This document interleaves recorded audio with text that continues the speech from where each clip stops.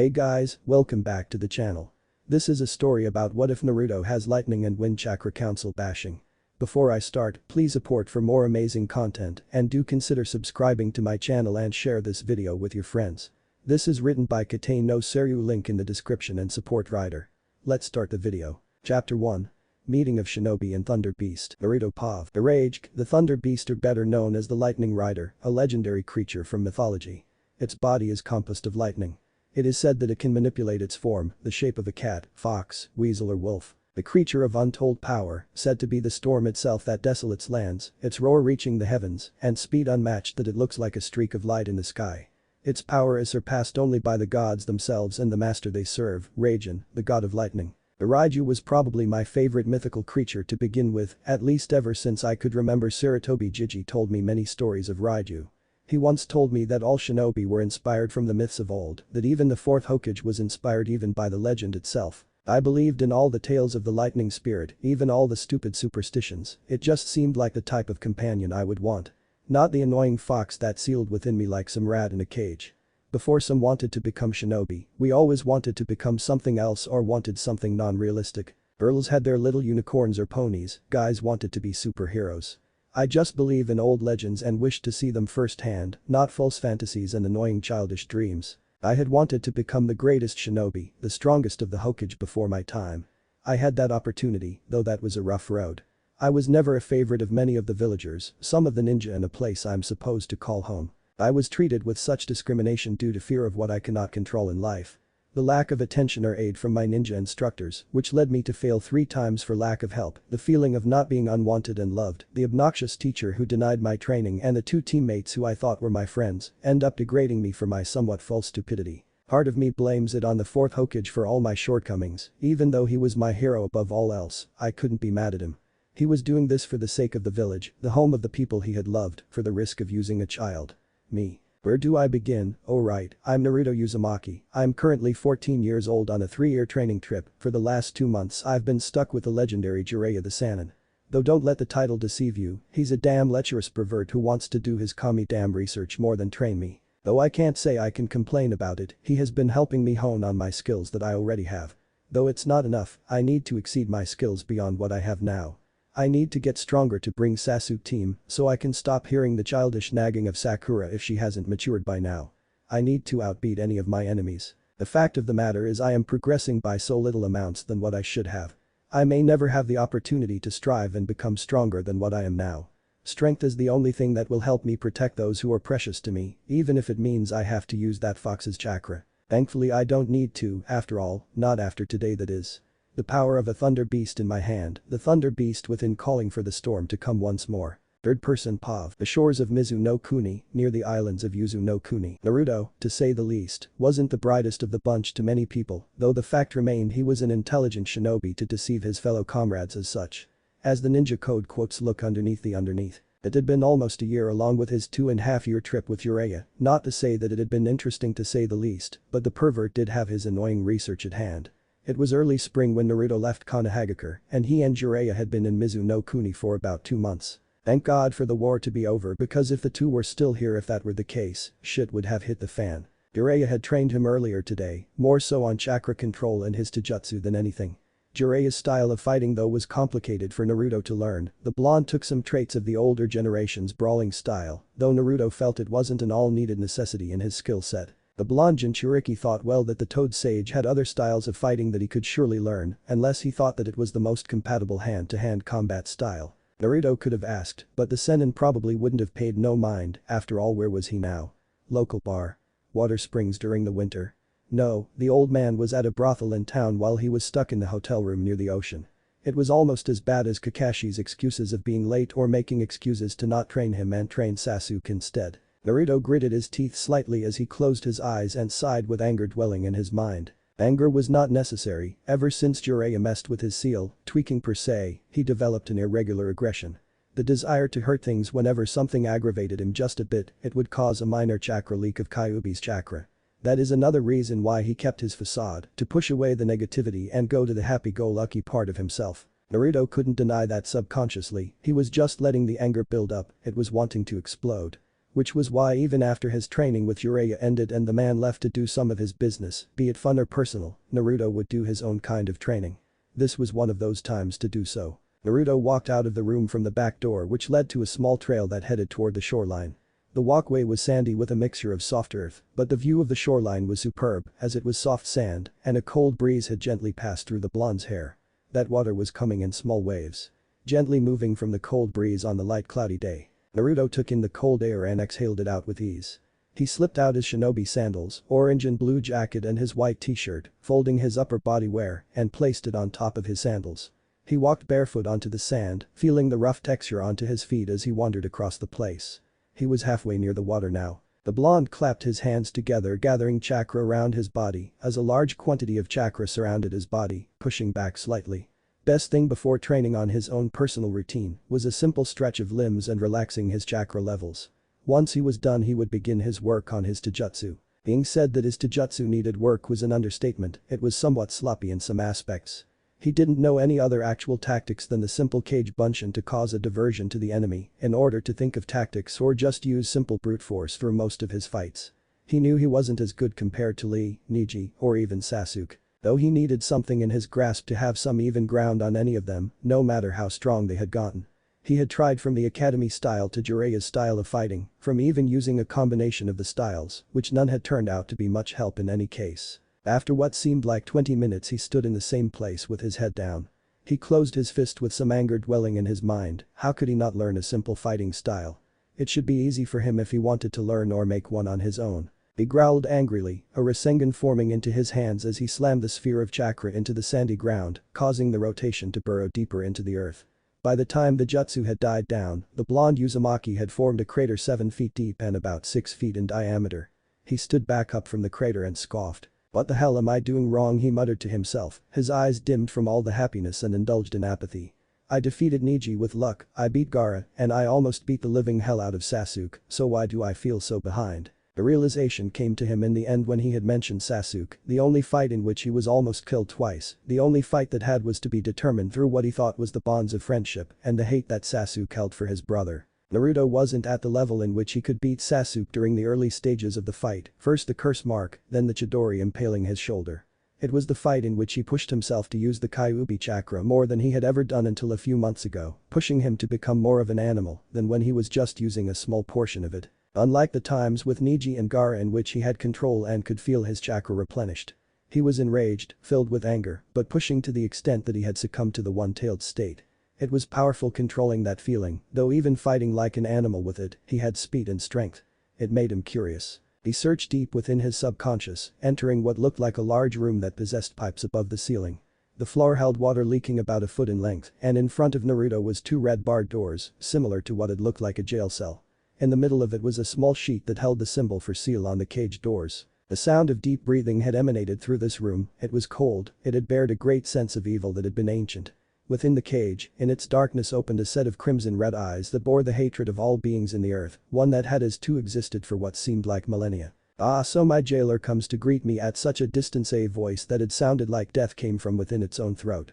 "Why don't you release me from my cell? I've been a good prisoner, haven't I? I think I deserve some kill time." A set of sharp canines glistened in the dark as red chakra emanated over the being's body. Foul, poisonous and deadly, it leaked out slightly as it lit the cell up, showing what looked like a fox that held orange fur and 9 tails by its side. Naruto narrowed his eyes as he stared at the beast and frowned. "As much as you feel like that reward is so deserving, I'm gonna have to pass on that. Can't let you screw with my mind after all," he said, walked closer to the cage, though not close enough to where the demonic fox could claw at him like last time. "Though checking on you is always a good thing. I don't need anything reckless to happen to me while you're inside me, Kyuubi," he told the tailed beast. "How sweet, so you think about me," the beast said sarcastically as he narrowed at the blonde shinobi. "I wouldn't give 2 shits about you if I weren't in this cage, you'd be my next meal.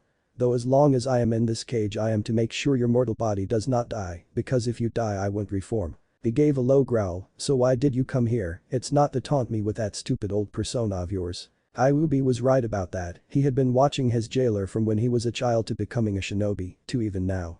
He knew as a child that Naruto was smart enough to know a lot of things, though they never were given to him. Then he built that dumb idea in his head to be stupid and get everyone's attention when that personally screwed up his mind and built up Kyuubi's annoyance of the boy even more. Now after that loss and the lack of training he could see the young boy that wanted that strength, knowledge and acceptance that he was powerful. Naruto sighed softly as sapphire eyes focused on Crimson. I wanted to know if you knew a specific fighting style. My body doesn't seem to respond to the right jutsu that Iro-sennin is giving me. He said. You think the fool is a brawler, his fighting style is personally his own because of his size and build.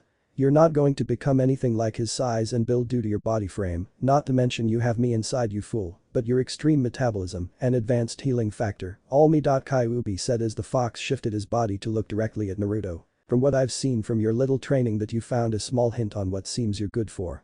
You are built for speed, your body will grow, your mass will likely remain a lean build due to your metabolism burning off most of your fat off your body, but you have quite formidable strength even without my influence. Only because of that heritage of your boy your damn mother's vitality and prowess aside or clan sealing arts he thought attentively. Naruto's eyes had raised up slightly, so if you know what my build is, does that mean you know a style specifically for me? He asked. Perhaps through my days of being unsealed I have come across some who have fighting arts you are looking for, even one of the animals that I have come to be. His eyes narrowed, however what makes you think I will do such things and give you something when you have not proven your worth to me? You have not come to strike some deal with me, or even come to be a decent shinobi with your foolish behavior of chasing after that annoying hormonal pink-haired girl and that detestable Uchiha. He said with loathing in his voice. You should be able to help me if you want me to become strong. The Jinchuriki's eyes glared at the fox as he heard the term deal ringing in his ears. Somehow Naruto didn't like that at all. What would you want? He questioned quietly. Kyuubi looked at the boy intensively before saying his demand. I want you to kill the remaining Uchiha members, including that fool you call a friend. Naruto's body froze in reflex. Was the fox serious? Did he not realize the promise he kept to Sakura, his ninja way? The countless repercussions that would lead to a negative impact on him. Even while some of the villagers have changed and even some of the civilian council have done so, a good some of the villagers still praised the Uchiha clan, envied their strength, but pitied for the boy. Then his friends would think of him differently wouldn't they? You're crazy. Naruto yelled as he stomped his foot into the water. You think I would kill Sasuke just for a deal that you can give me what I am looking for? It's either that or keep being stupid and follow your stupid goal, with a perverse teacher who wants to watch women in the tub and go to brothels and write some good smut, see a girl who doesn't love you go to the brat who has all the fame, then see your dream of being a foolish Hokage to never happen. Kyuubi growled, this is reality boy and I'm always serious, if you don't take the deal, then something better be interesting to me enough for whatever happens to you, so I change my mind. Naruto looked at Kyuubi for a moment, his eyes were not the same blue, they were cold, chilling to the core. It struck a slight nerve at Kyuubi, that feeling only happened twice in the fox's lifetime. The first was when he had become a separate being, meeting the Rakuto Sennin, all the hatred he had from his true form, had want to kill the human sage that was known as the god of shinobi, but that hatred was calmed when seeing those eyes of the first Jinchuriki. The second was of the one who had possessed the cursed eyes, the Sharingan, Madara Uchiha. The boy may not have noticed it at all, but he emanated power as of right now. Never the word came out of the boy's mouth as he continued to stare at the strongest being that the boy will ever possibly lay eyes on, no hint of fear in his voice. Call my dream my goals or myself stupid, I will become the strongest and I will surpass the previous Hokage, I will bring Sasuke back even if I have to paralyze his entire body by snapping his spine or breaking each bone in his body. With my power of the power that I use that people have given me. He said coldly. Kyuubi narrowed his eyes as he arched up and huffed through his nose, his eyes slightly rose up as he sensed something outside. He had sensed it somewhat earlier, but it faded, but was coming back now with a strength that was most impressive even to his standards. Brat, before you get your panties in a wad go see what is going on outside. Something is out there with a strong level of chakra the fox said. Naruto was confused for a moment, but he could hear the sounds of thunder hitting his ears, like there was a voice calling him out. It caused him to lose his focus with his subconscious connection with the fox and see what was going on outside in the shoreline, something he had not expected. Waves of water were blasting around at 20 feet in height, dying down just a few meters away from Naruto, winds were at high levels, and the clouds were dark with the sounds of thunder coming about with little sparks appearing at an unnatural form within the cloud line. Naruto took a few steps back from the water and looked up at the dark sky. How did it come to be like this so fast? His conversation felt like no more than 10 minutes at least with the fox, and as soon as he hears the thunder he sees all of this come in place. He could see shrouds of lightning moving around in the clouds in a supernatural way, streaking from one place to another in each cloud as if it was alive. Naruto slightly moved up a little, curious at the movements of lightning as the single element moved around. He looked around a little more and noticed that it had not appeared from the clouds, yet the storm still occurred. The lightning streak didn't disappear though, it had come down with great speeds, mere seconds towards Naruto. The blonde had no time to react, the speed of the element was far beyond the time he could avoid it. After all, lightning moves at the speed of 1/100th of a second, and it would be a miracle if anyone could avoid the strike of nature's sword, the lightning bolt. In that instant the lightning struck his body, enveloping him in a blinding light that ascended up into the dark clouds. All Naruto could see was light, there was no pain, and slowly he could feel his conscience being pulled deep into his mind. Is this the way I am meant to die, was the only thought he had before reaching into the deep depths. Coming out of a brothel, a tall man with waist-length spiky white hair tied back into a ponytail, with two shoulder-length bangs that framed both sides of his face. He also had red lines that ran down from his eyes and wore a horned forehead protector with the kanji for oiled odd. He also had a noticeable wart on the right side of his nose. Wore a green short shirt, kimono and matching pants, under which he wore mesh armor that showed out of the sleeves and legs of his outfit. His outfit was completed with hand guards, a simple black belt, traditional Japanese jeta, a red haori with two simple yellow circles on each side, and a scroll on his back. Many had called by names he is well renowned as Gama Sennin, one legendary Sannin, famous rider, teacher of the Yondaime Hokage, but above all else he was the super pervert, Jiraiya. Of course, in his books there was always such creative and passionate manly desires that men succumbed to, and even women. Sometimes doing a little peep show here and there wasn't enough, so he would just head to the brothel to do his research.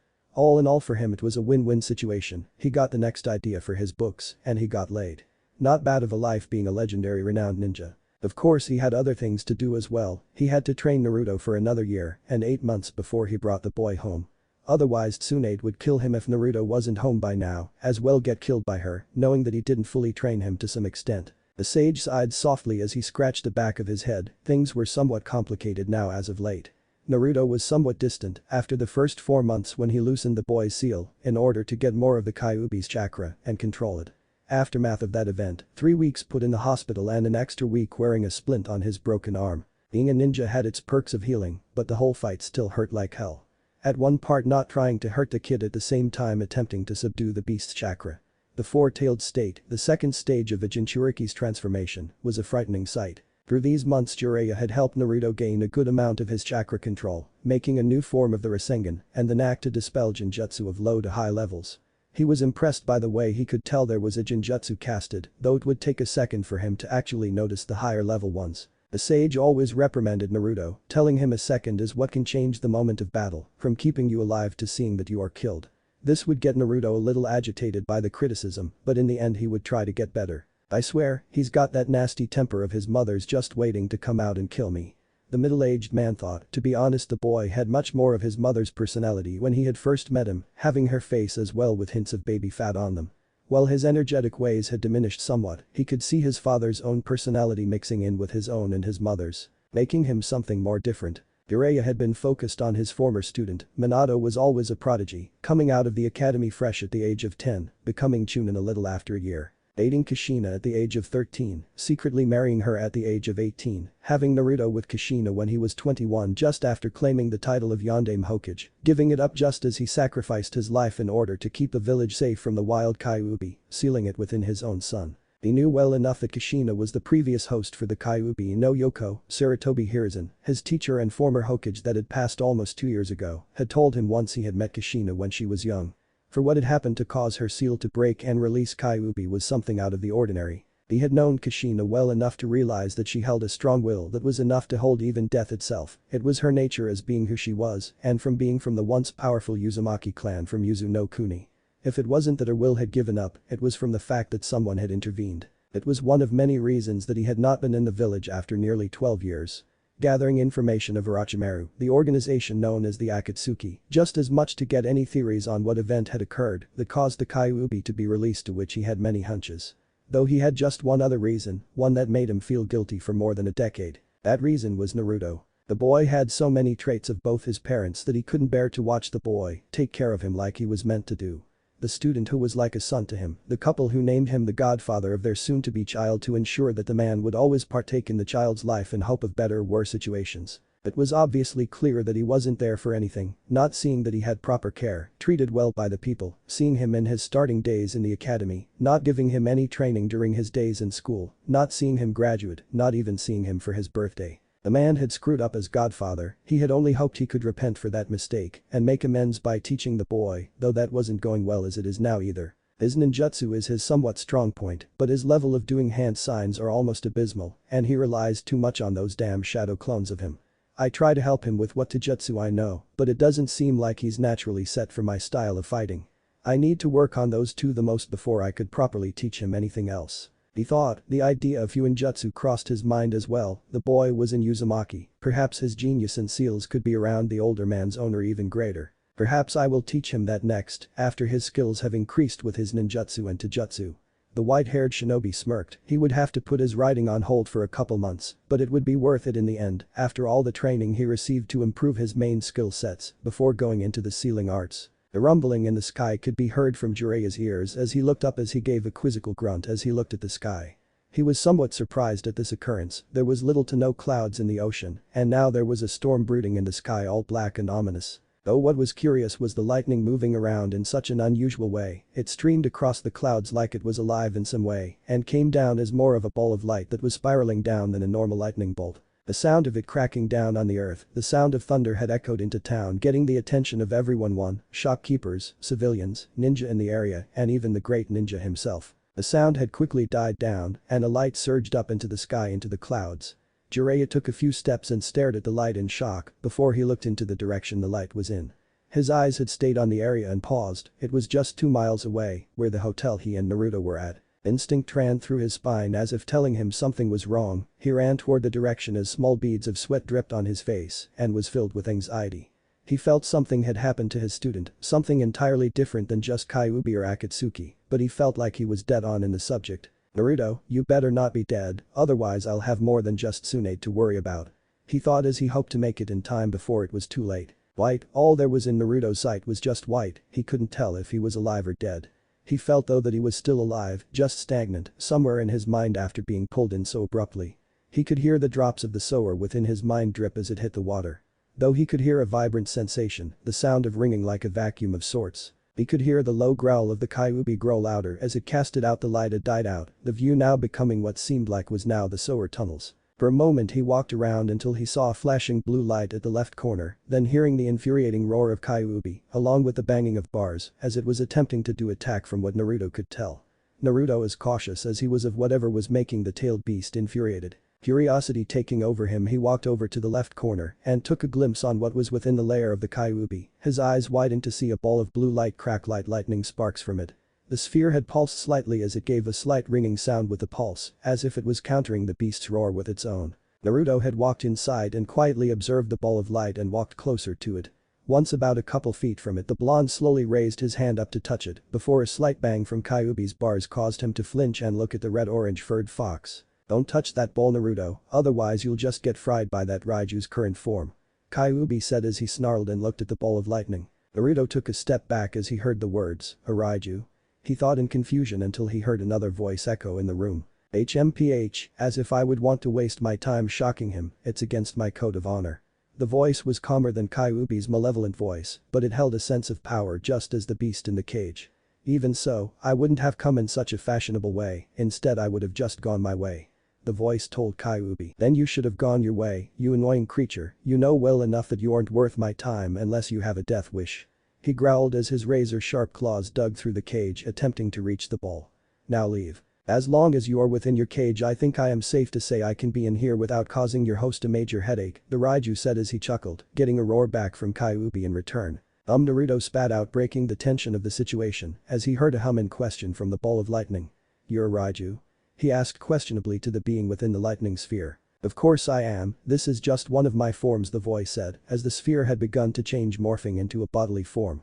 The form was slightly hunched and 2 feet about 7, but 8 feet tall upright. Once the light died down, the features were more clearer to view what the being was now. The creature bore antlers on its hair similar to a deer's, but were differently structured. The mass was bulky, built lean, yet at the same time was more muscle mass than anything.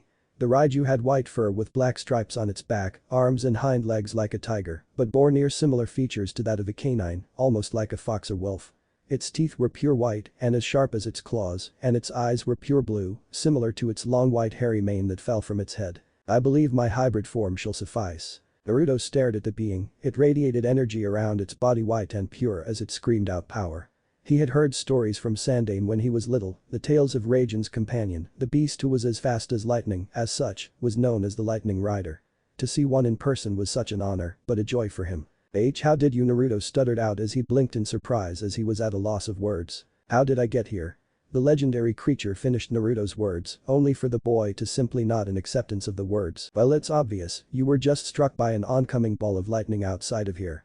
I just enveloped you and went inside your seal is all. I was curious about you, so I wanted to see what was in this little head of yours," he said as he looked at the blonde. "I guess I am surprised. If I had known you held a being such as this inside you, I would have probably just let you be. Especially with this one," the canine-like creature said. "So you two know each other then?" Jiraiya looked at Naruto and hunched down to match the boy's height. "Not exactly, let me just say I've heard of him and have been familiar with something of sorts that was like him past-wise." Naruto was confused at first when he had brought up something such as a being like Kyuubi. Was there a connection of sorts in this, or was there a sort of familiarity? Though the thought stopped within his mind when he had heard the beast. "So, I guess since you've seen him you're gonna leave like that, huh?" he muttered to the deity. His pure blue eyes stared at Naruto for the longest time. "No, not yet at least. Your nature as a Jinchuriki is somewhat opposite to those before you from the past, among other things," he said softly. Naruto looked at the beast as he paused. "Jinchuriki?" He paused as he looked at him. "What in Kami's name is a Jinchuriki? I'm smart, but not everything was taught about something like that in the academy as well. I wasn't quite treated fairly, as you know," Naruto said. As knowledgeable as he was in fighting now and smart about shinobi art and history, his knowledge was still limited. He couldn't get books or scrolls from the library until he became a fully legalized ninja, and even then some of the stuff he still couldn't touch. Jiraiya's sweat dropped as he grimaced. "Sorry, tend to forget about certain things. After reading your memories I should have known you might have not known that." The bipedal creature sat down cross-legged and stared at the young blonde. A Jinchuriki is what the old shinobi and current ones call a person who was the human sacrifice to become the host of a demon, as they call them. These demons are known as biju or tailed beasts. He raised his claw-like appendage, and a medium-sized sphere appeared just inches above. In that sphere the 9 beasts took form. Biju are beasts of pure chakra in form, their supply of energy is limitless, ranks from 1 to 9 by the number of tails they have. The more tails they have, the higher of chakra they have. Naruto stared out, letting all the information soak into his head as he slowly turned and looked at Kyuubi for a moment, who simply glared in return. "So Kyuubi is what you would call a biju, how many of them are there?" he asked. "Overall 9, that beast behind you holds himself as not just the one with the most chakra, but as the strongest as well, rivaling 5 of his kin in both power and strength combined. Well, we immortal beings aren't too fond of the biju, we know their power, while some of us are on level to some, hardly none of us can defeat a being such as him, even if half of his chakra is gone." He looked up at the beast. "When your previous Hokage had sealed the beast in you, he sealed half into the Shinigami, because the beast held too much chakra to be sealed into your newborn body, as well as it being impossible to seal it entirely within the Shinigami. He would simply reform once more into the world within a certain time, be it days or years. So wait, what you're telling me is that even if I die, he'll still come back?" he said angrily and pointed at the red fox behind him. "What's the point of sealing them inside a person when no matter what they will come back? That would mean that we are nothing more than just people who just ostracized from the other human population, a ticking time bomb waiting to explode. Calm yourself, boy, otherwise your mouth will be shot off your face," the Raiju said in a commanding tone, quickly shutting the blonde up. The thunderbeast stared at the boy with tiresome eyes and shook his head. "I understand your reasoning, I truly do. A biju is made up of living chakra, to reform will simply be its chakra's nature. The idea of humanity holding these beasts was a mistake. Though at the same time it was a choice made for the best, for these creatures were born from hate, a darkness not just man feared, but the gods themselves, sealing them in humans a risky price, though at the same time is a benefit for all." "How so?" Naruto asked. The mythological creature gave a toothy grin. "It keeps stability for humanity, a sense of peace with no destruction caused by these chakra monsters.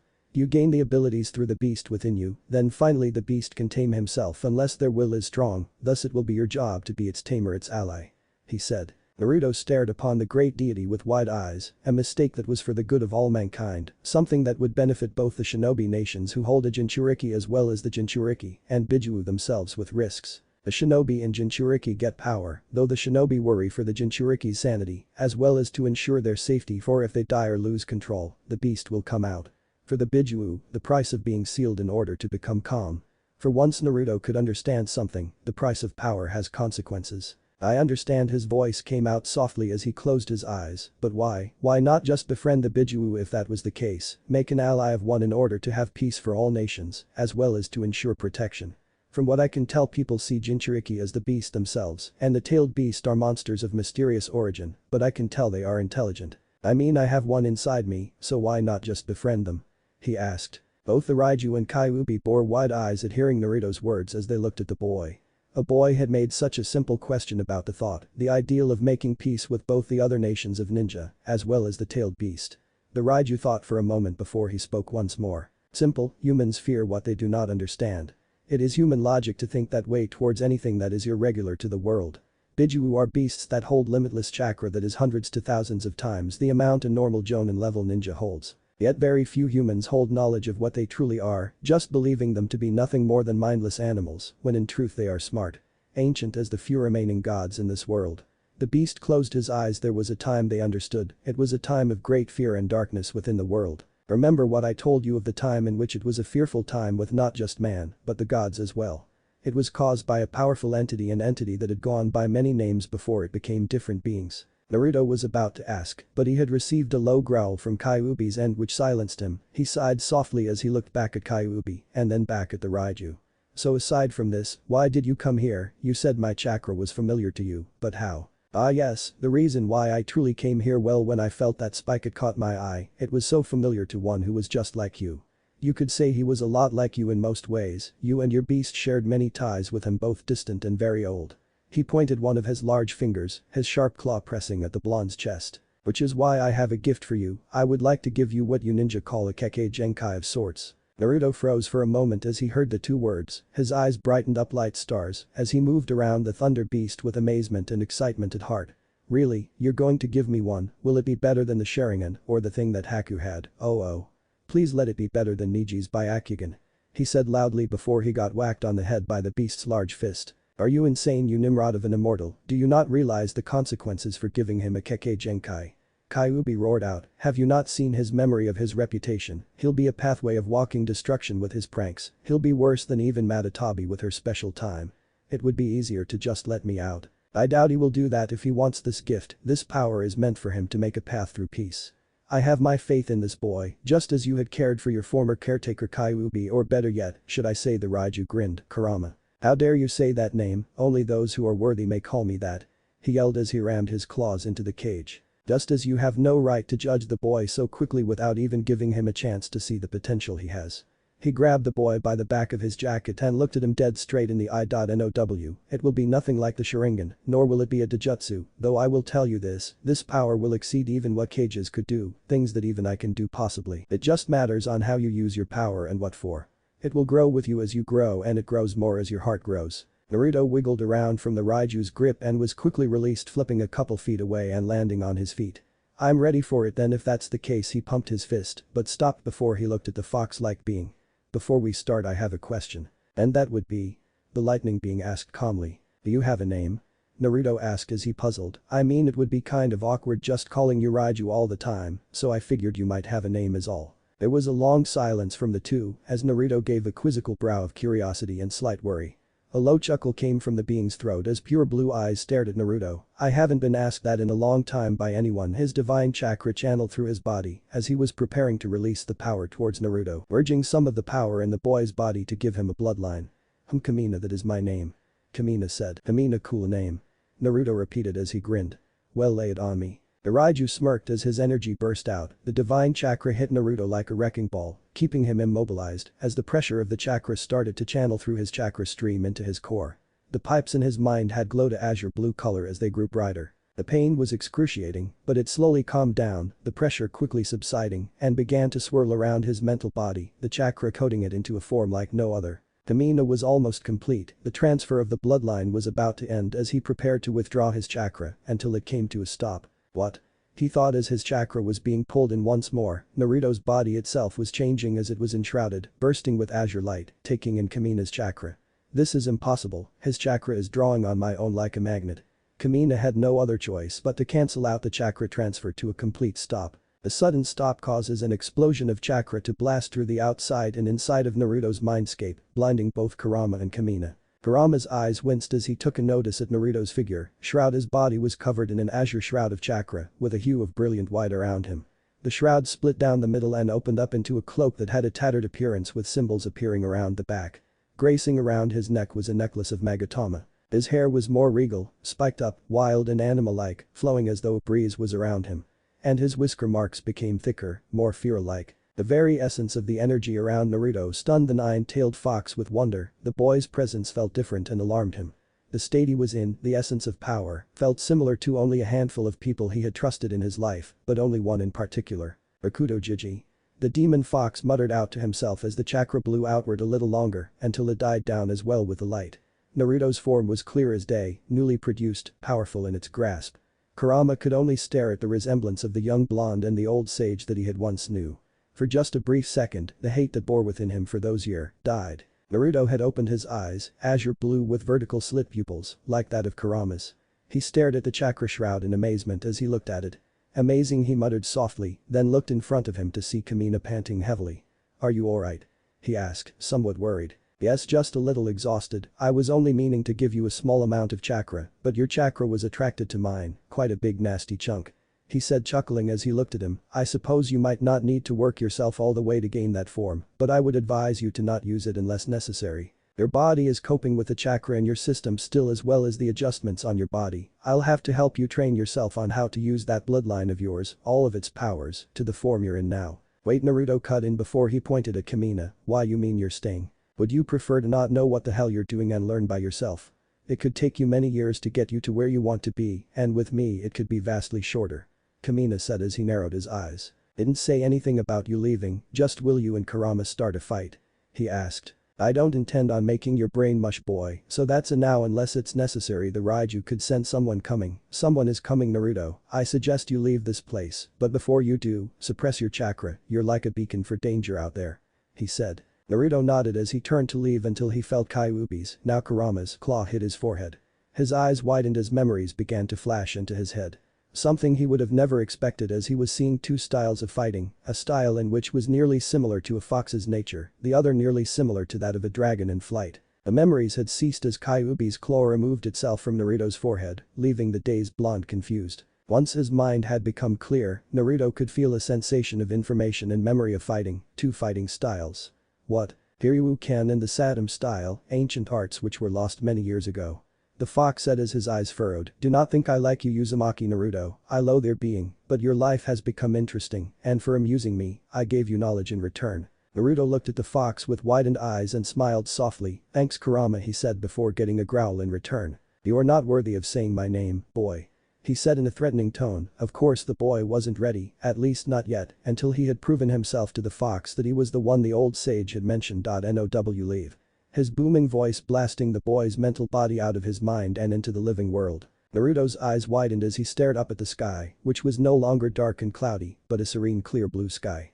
He looked at his hands for a moment, seeing that the shroud was not just on him and his mental state, but his physical as well. He could hear rustling come from nearby, and he quickly panicked for a moment. Quickly he concentrated on suppressing the chakra until it died down inside of him. The rustling came once more as he turned to see Jiraiya on his way coming towards him. Naruto held a bead of sweat on his forehead, hoping that the man didn't see what had happened. "Naruto, are you alright?" the sage said as he walked up to the boy. "I saw a lightning strike and then a big light ascending to the sky. I was hoping that it wasn't you in any of the crossfire." Naruto internally was relieved that the hermit didn't notice anything after that. Though the next thing on his mind was what to tell him, explain to him about what had happened. "It would be unwise to tell him anything about my existence or your power, yet wait until everything is settled down for a while, until you get into your training with him and with myself," Kamina said as his voice died down. I didn't see anything," Naruto lied. "I woke up just about 15 minutes ago, and I decided to do some training after I washed up." It was hard to lie to Jiraiya, even if the man wasn't fully participating with his training, the man was still his teacher, better than Kakashi to say the least. He had gotten a stare down from Jiraiya, making himself focus to ensure there was no sort of deceit in his eyes. Once he heard Jiraiya sigh, it was all in the okay zone after that. "Alright, at least nothing bad has happened to you, Gaki. If anything did, Tsunade would bury me in my own grave." He turned to walk away. "Get your clothes on and pack up, we're going to Yuzun no Kuni for a couple months training, then making a couple stops to Kurigakure and Suna, then we head for Taki for our last spot in training," he said before disappearing into the trail. Naruto was confused at all the major stops they were going to, but shrugged them off as he grabbed his things and headed into the trail as well. "Which reminds me, what is my bloodline?" he thought. "I haven't noticed until now, but as I can see it is one of the finest abilities so far." The abilities to manipulate the elements in a storm, such as lightning and wind without consuming chakra.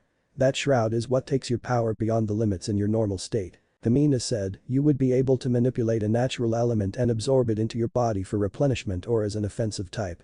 Same with elemental attacks from shinobi who hold the same elements, the ones for a storm. So basically I'm a walking storm, Naruto stated as he smiled, freaking sweet Databeo. Indeed, Kamina said as he paused, though what will you name it? Naruto puzzled as he thought for a moment, a fox-like grin appeared on his face as he said two words. Raiju Arc. Chapter 2.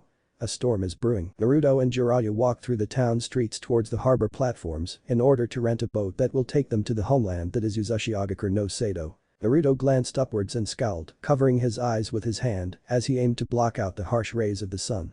It was unnaturally hot today, and it showed from the fact that many of the town's populace were fanning themselves or guzzling down water in the way Naruto would chow down on his beloved ramen.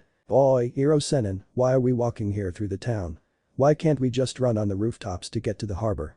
Naruto asked. Jiraiya turned back to glance at his disciple. Naruto, it is best to keep a low profile here, seeing as how we are in an area of the elemental nations, where shinobi tend to be rather scarce.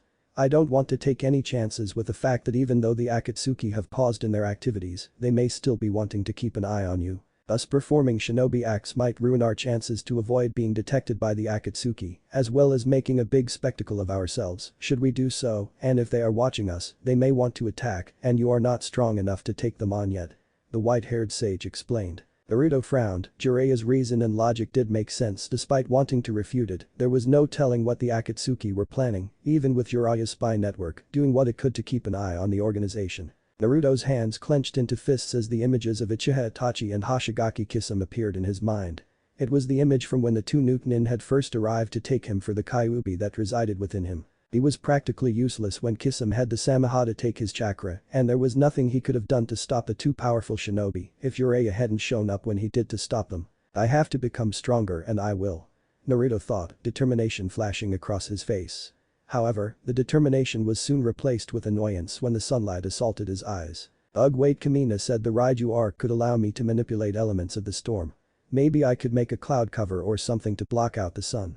Naruto smirked as he aimed to draw on the abilities of the thunderbeast, but suddenly he felt a tugging at the back of his mind. He blinked and he found himself within his Sower-like mindscape standing before the dragon-like beast and the crimson-furred kitsune. Huh? What the Kamina, Kurama? I would advise against using the Raiju arc, Naruto. Kamina spoke, his form letting loose random sparks of lightning as he did so. The red-eyed kitsune snarled, his tail swishing back and forth in a wild manner. I would also advise you not to use my real name without my consent to do so. I will not have some idiotic monkey such as you utter it from your lips so casually. My name is only worthy for 3 people, and they are long gone, and none have ever earned my respect to say it, and you Uzumaki have not done so. You are to refer to me by my title and my title alone. I am Kyuubi no Yoko, the most powerful of all the Bijuu, and I suggest you refer to me as such unless otherwise before I flood your system with my chakra and burn your entire chakra network. Naruto and Kamina stared in shock at the malevolent tone the Bijuu had used in response to Naruto's usage of his actual name. True, the beast was a being of pure malice and contempt with a mixture of pride, but the anger that came about by Kurama seemed different to the one that Naruto usually felt when meeting with the demonic kitsune. You seem rather against my using your real name, though what is the point of me knowing your true name if I can't even use it? Naruto asked. The 9-tailed fox snarled at its Jinchuriki before slamming its claws against the bars of the cage that held it back. If it weren't for this damned seal I would have your head, Uzumaki. The point is that my name remains out of your mouth unless you have earned my respect, which you have not. Kurama roared. Naruto stared into the crimson iris of his Bijuu. The blonde then broke out into his trademark foxy grin. Well then Kyuubi, guess I'll have to work hard to earn your respect then. The response caught both Thunderbeast and Bijuu off guard. What Kurama exclaimed. Naruto chuckled. I did just say that if I can't say your name then what is the point in me knowing it, now I know your reason.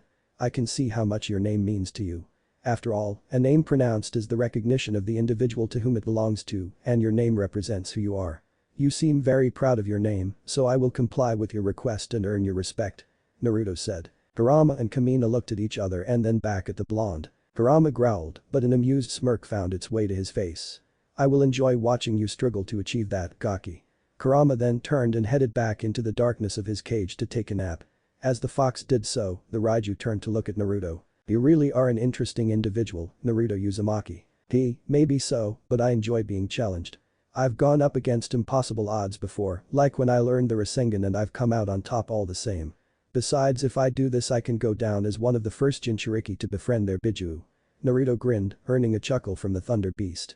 Kamina nodded before Naruto spoke once more. So why did you say you were against me using the Raiju arc just to make a simple cloud cover? Naruto asked. Kamina cleared his throat before speaking. Yes, well, you see Naruto, you have only just received my powers yesterday. The Raiju arc, as you have dubbed it, combines the powers of wind and lightning to give you the ability to command the elements of the storm.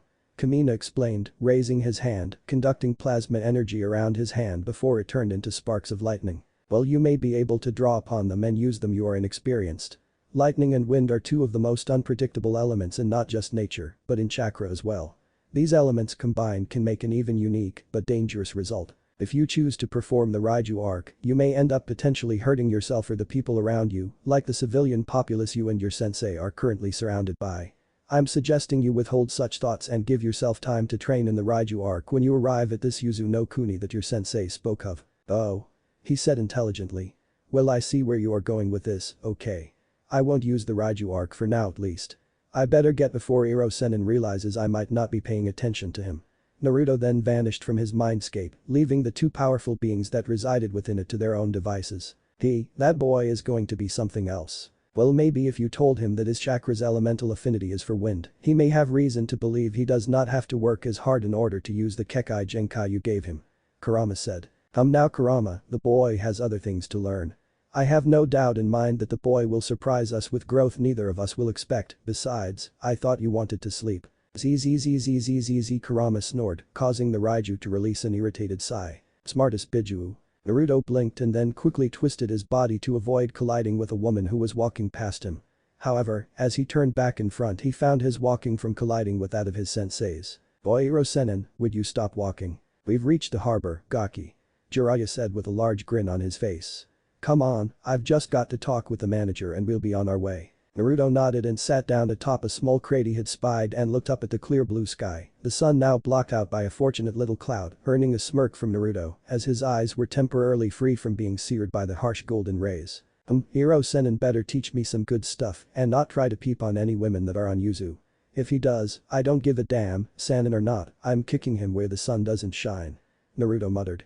He looked up to see Jiraiya talking with a rather lanky-looking man who had a stern look on his face, most likely the boat manager. After watching the two men converse, Jiraiya pulled out his Icha Paradise Volume 8 and handed it to the man. A pleasure doing business with you, Jiraiya-sama.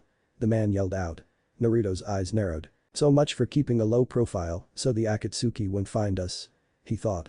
Jiraiya sauntered over his disciple before pulling the teen to his feet. Come on, I got the boat for free because the guy loved my novels. You mean the disgusting smut, you right?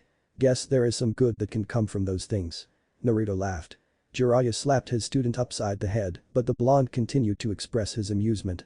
After getting on the boat, Jiraiya made a cage bunshin to row the aquatic vehicle across the clear waters. So Iro-Senin, are you going to teach me anything cool? Naruto asked with an excited look on his face. Jiraiya tapped his chin as he observed his student. Well, I don't think I can give you any taijutsu training until I can find a suitable style for you, so I guess I will work on your physical capabilities a bit. After that I will help you with your chakra control. When we're through with that, I'm going to teach you how to perform Fuuinjutsu. Naruto blinked at the elder man. Fuuinjutsu? He asked. Jiraiya nodded. Yeah, the place where we're going, Yuzun no Kuni, was famous for having a great talent in the art of Fuuinjutsu. It's one of the same styles of jutsu that was used by the Yondaime, and it was through similar teachings that I had taught to him that allowed him to devise Hiraishin. Not only that, but the sealing array that holds the Kyuubi within you, Jiraiya said, pointing at Naruto's stomach. Naruto's eyes widened. Like the Yondaime? He whispered. A style of jutsu that his idol had used, he was going to learn that. A big grin broke across his face, threatening to break it. That's amazing. Damn right it's amazing. Fuuinjutsu is also what I had used to seal the flames Itachi had created when he escaped with his partner. Naruto remembered with a nod. Jiraiya had pulled out a scroll, scribbled down a seal at a rapid pace, and suddenly sealed away the black flames that the elder brother of Sasuke had used to escape his current sensei's jutsu. So I'm going to learn things like that. Yes, however the sealing arts require a lot of theoretical work, so you'll have to use your head a lot. I know you're the kind of person for practical work seeing as how you're a kinesthetic learner, but I have a feeling that you will have a rather unforeseen talent in the sealing arts. Jiraiya said with a proud grin. That and because you have the blood of an Uzumaki and an Namikaze in you. You will no doubt be a force to be reckoned with if you get the hang of Fuuinjutsu, Naruto, just like your parents. He added an afterthought. I see anything else you have in mind? He asked. Yes, actually. I will teach you to play some strategy games to sharpen your mind. Hanafuda, Go, and Shogi are prime examples of such games. It will help you to make strategies and rely on tactical warfare when in battle. Jiraiya gave the genin a smirk as he narrowed his eyes. Naruto, you often rush into the fight and end up making up a plan on the fly, but this only occurs when you are in the middle of the fight. I realize that you are a great shinobi due to this amazing gift to come up with such amazing strategies on the fly, but if you are able to think ahead of such strategies, you will fight and you will have a greater chance of success in the long run. When you return to Konoha, you will be returning to join up with a team by your side instead of just going with me or solo. That means thinking ahead to reduce the risk of losses on a mission. The blonde Jinchuriki remained silent as he looked up at the clouds. He smirked as he felt relaxed upon looking at the skies. So this is why Shikamaru always likes to watch the clouds. The blonde mused. After a half an hour had passed, Jiraiya stopped his cage Bunshin from rowing and the clone dispersed in a puff of smoke. Naruto's eyes shot open, having fallen asleep during that time, and stood up. Are we here? He asked. Jiraiya nodded and moved aside so Naruto could see the large island of Yuzun no Kuni. Living true to its name, the island was surrounded by a large mass of whirlpools. Naruto's eyes narrowed, trying to see up further ahead, trying to see if he could get a glimpse of the island's characteristics other than the scattered forests. He then turned upon hearing Jiraiya step atop the water. Why are we walking? He asked, picking up his backpack and followed his sensei's lead. The island of Yuzun, despite having been wiped out long ago, still has some protection seals surrounding it. There's a reason why people rarely come to visit or even venture towards this place.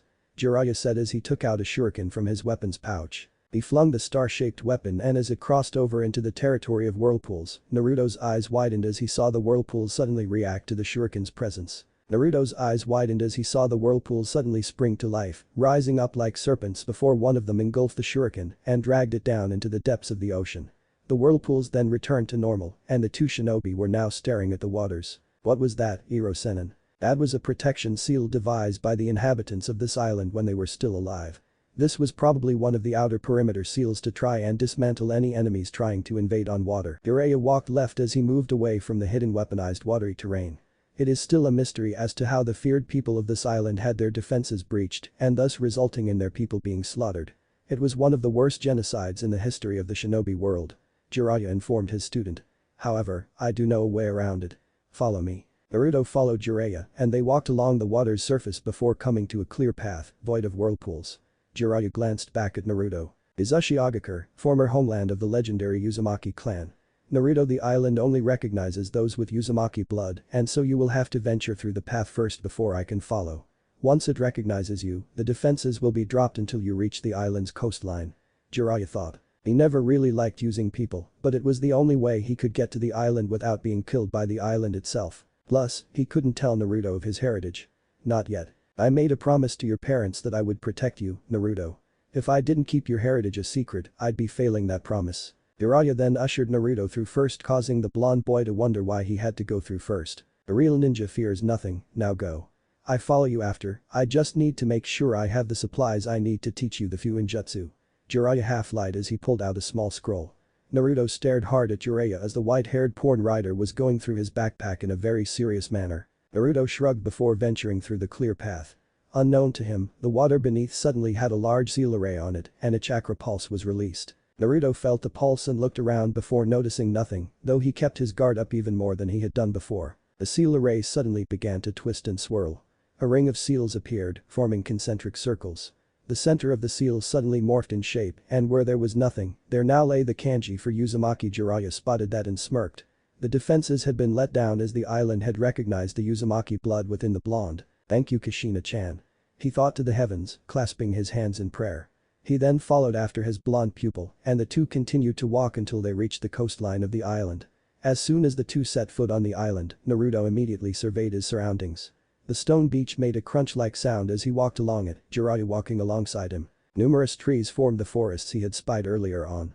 However, what took a large majority of the island was the large amount of rubble that filled the island. Dilapidated buildings, towers and other forms of infrastructure that once stood tall were now cracked, broken, and some of which had been reduced to piles of clay and stone.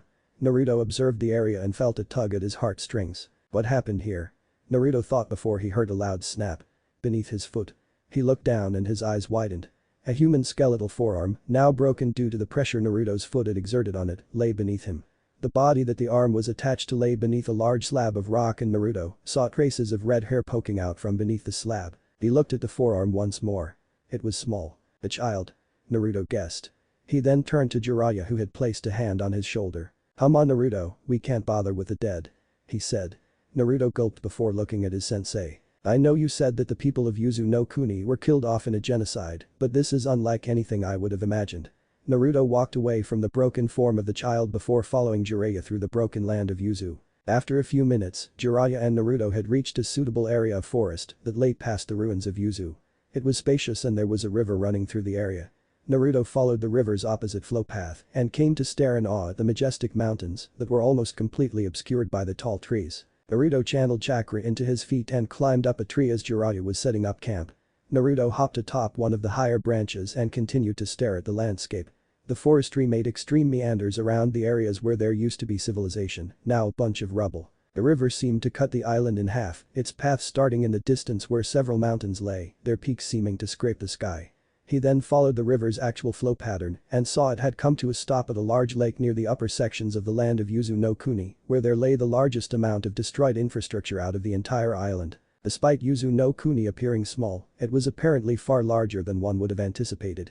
Naruto continued to stare at the landscape before dropping down from the tree. He landed on his feet, bending his knees to prevent the shock from hurting his legs.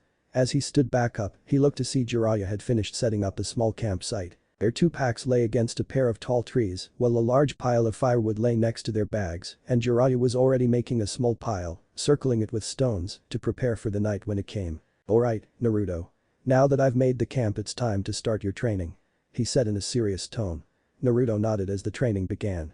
It was a rather uneventful set of training though seeing as how Jiraiya had him practice his chakra control by running up and down trees as well as walking along the flowing waters of the river. He had walked atop the frickin' ocean to reach the island, so the river was child's play to the blonde Jinchuriki.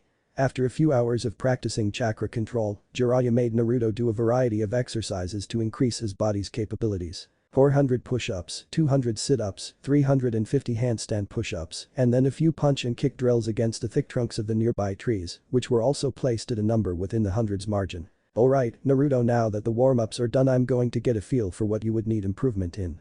Your tests will be in terms of strength, speed, agility, endurance, flexibility and stealth," Jiraiya said before getting into a basic stance. He tucked his arms in so that his hands were against his waist and his legs were spread a bit past shoulder width and bent at 90-degree angles. "Alright, now then punch me and kick me," Jiraiya said. Naruto shook his head. "What?" he asked. "I said hit me. Give it everything you've got. I know you're 14 and genin level, so your strength may not be all that great, but I can take it. I've been hit with Gamabunta's hand and pummeled by Tsunade. Nothing will outclass that woman's hits, so give it your best, Naruto." The blonde hesitantly held up his fists, wondering if it was alright to punch his sensei, but he got over it. He gave a battle cry and charged forth before punching with all he had. He reared back his left fist and nailed Jiraiya in the center of his chest. Jiraiya released a small grunt as he was sent leaning back a few centimeters, but nothing more. The white-haired man returned to his original position, looked down at the shorter blonde and nodded. "Now go with a straight kick." Naruto did as he was told and he achieved the same result. Jiraiya had not even shifted from his spot, either that or the shift was minuscule, one wouldn't be able to tell. The Gamma Sennin was put into a position where he was leaning backwards, but his feet had remained anchored to the spot. Naruto had repeated the action in order to make sure he wasn't staying on the ground due to sticking to it with chakra, but found his claim to be false. "Okay, your strength is something we need to work on. I'll whip up some weights and gravity seals for you soon enough, but right now it's time for your other test." Naruto frowned as he held up his fist. He had put everything he had into his punch. He had kicked so hard during the Chunin exams that he was able to send Kiba airborne. He was also able to do so with a punch like he did with Niji when he used the tunneling tactic to nail him in the chin and earn himself the win. He was able to appear in time to save Sasuke from being attacked by a half-transformed Gaara during the war against Suna and Oto by kicking him in the jaw, sending the red-headed boy soaring for a few seconds. However, Jiraiya hadn't even moved from his spot. "Is the gap between me and Hirosenin really that big?" he thought. He then looked up upon hearing Jiraiya take out a few kunai and shuriken. "Now I want you to dodge these. I will throw them at only half my actual speed of throwing, so that might help you a bit, so be prepared." Naruto's legs tensed as Jiraiya held up the weapons and with a flick of his wrist, sent them soaring towards his pupil. Naruto's eyes widened, but his lightweight body and his lean frame was what gave him the edge. The 4 shuriken that were sent towards him were avoided. One was ducked under, the second was avoided by Naruto twisting at the waist before he leaned backwards, so his upper body was parallel to the ground to avoid the third. To avoid the fourth he had went with the momentum of his leaning backwards and went into a handstand and bent his arms, allowing him to push off and avoid the 4th shuriken. However, he quickly had to rotate his body to avoid the kunai that was aimed for his head. "Oh, I watch it," he yelled as he performed another aerial twist, spreading his legs apart in a straight split to avoid the second kunai that made him gulp and pale with fear as he felt the blade just barely touched his genitalia.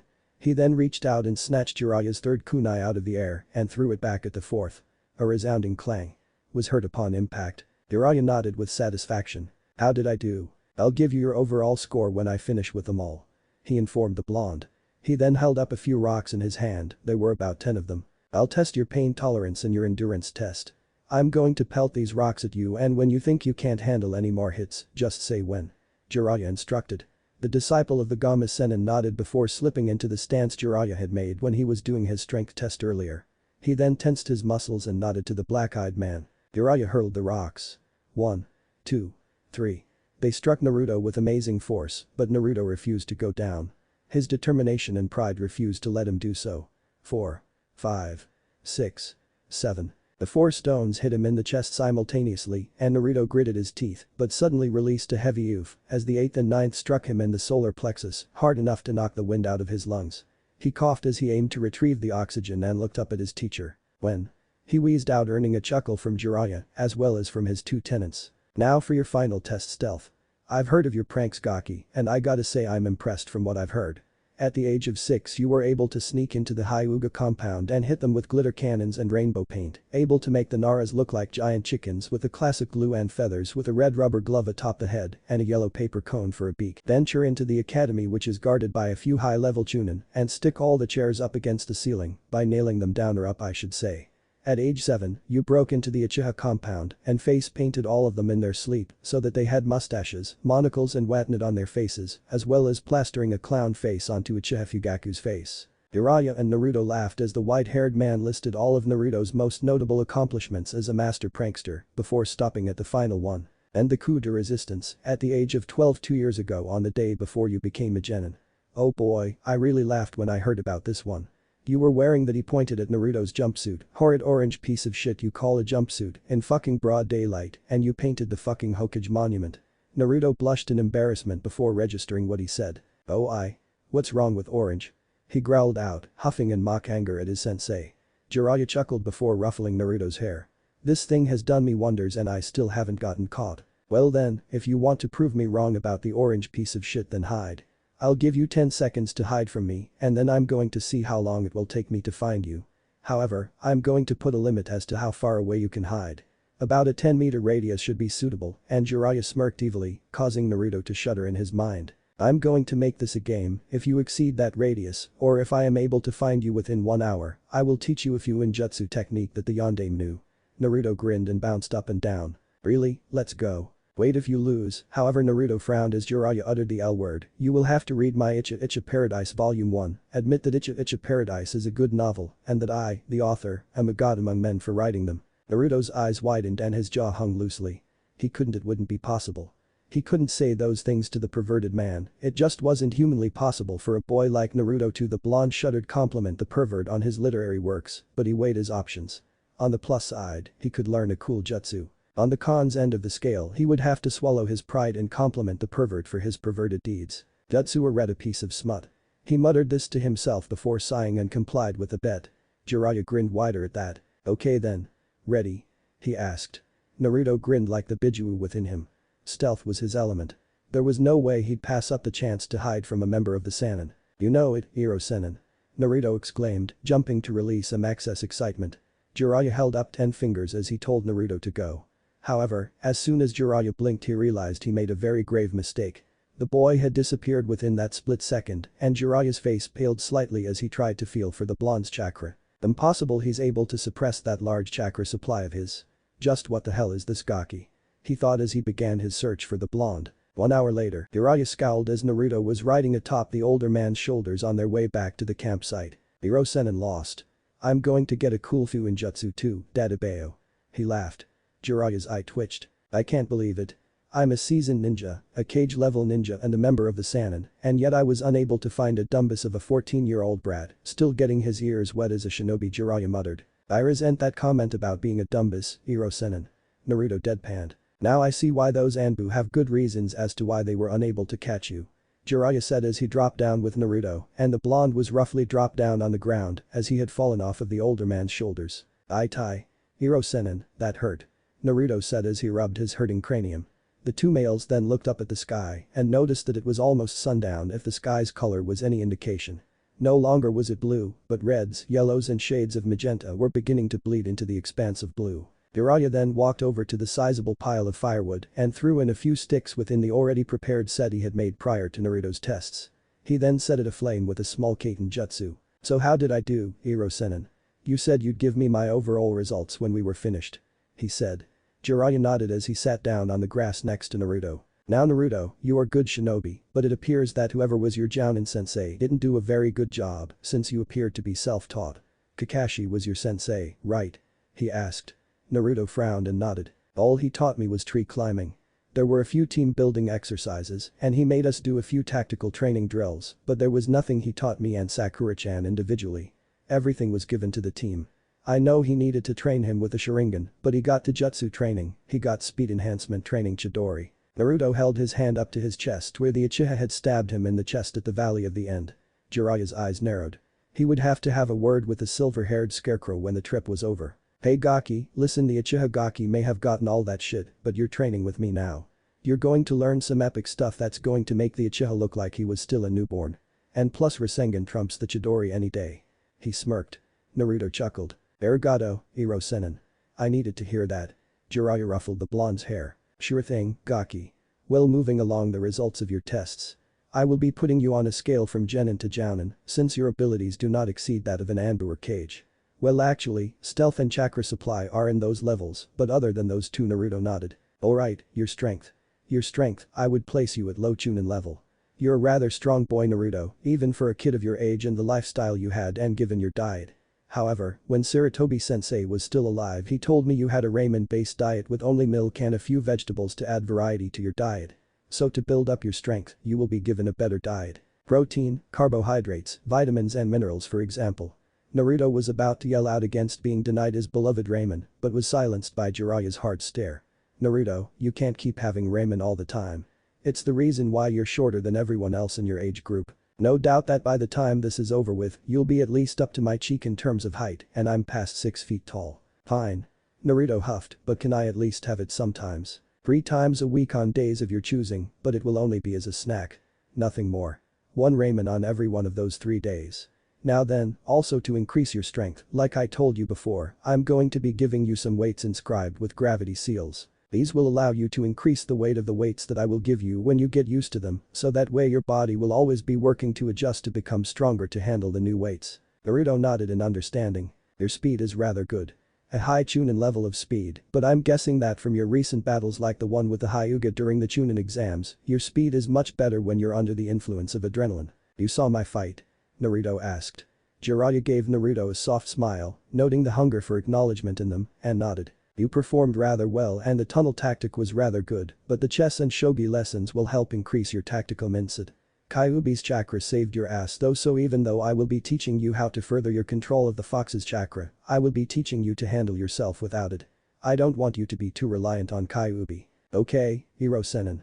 Naruto said, plus I have Raiju arc, but I don't want to be too reliant on that either. Hirosenin has a point with that. I concur with the boy sensei. You can't be too reliant on the powers that are given to you. Kamina's voice entered Naruto's mind. I deny that. The more the Gaki uses my chakra, the weaker the seal will get. I want my freedom. Kurama rammed his body against the bars of his cage to emphasize his want for freedom. Naruto silenced the two beasts so that he wouldn't hear the sound of rattling cage bars continuously. Their agility and flexibility are great. Jounin level for sure as you dodge my weapons like it was no one's business. Nice touch with the snatching the third one out of the air and hitting the last one. Naruto swelled with pride at being praised.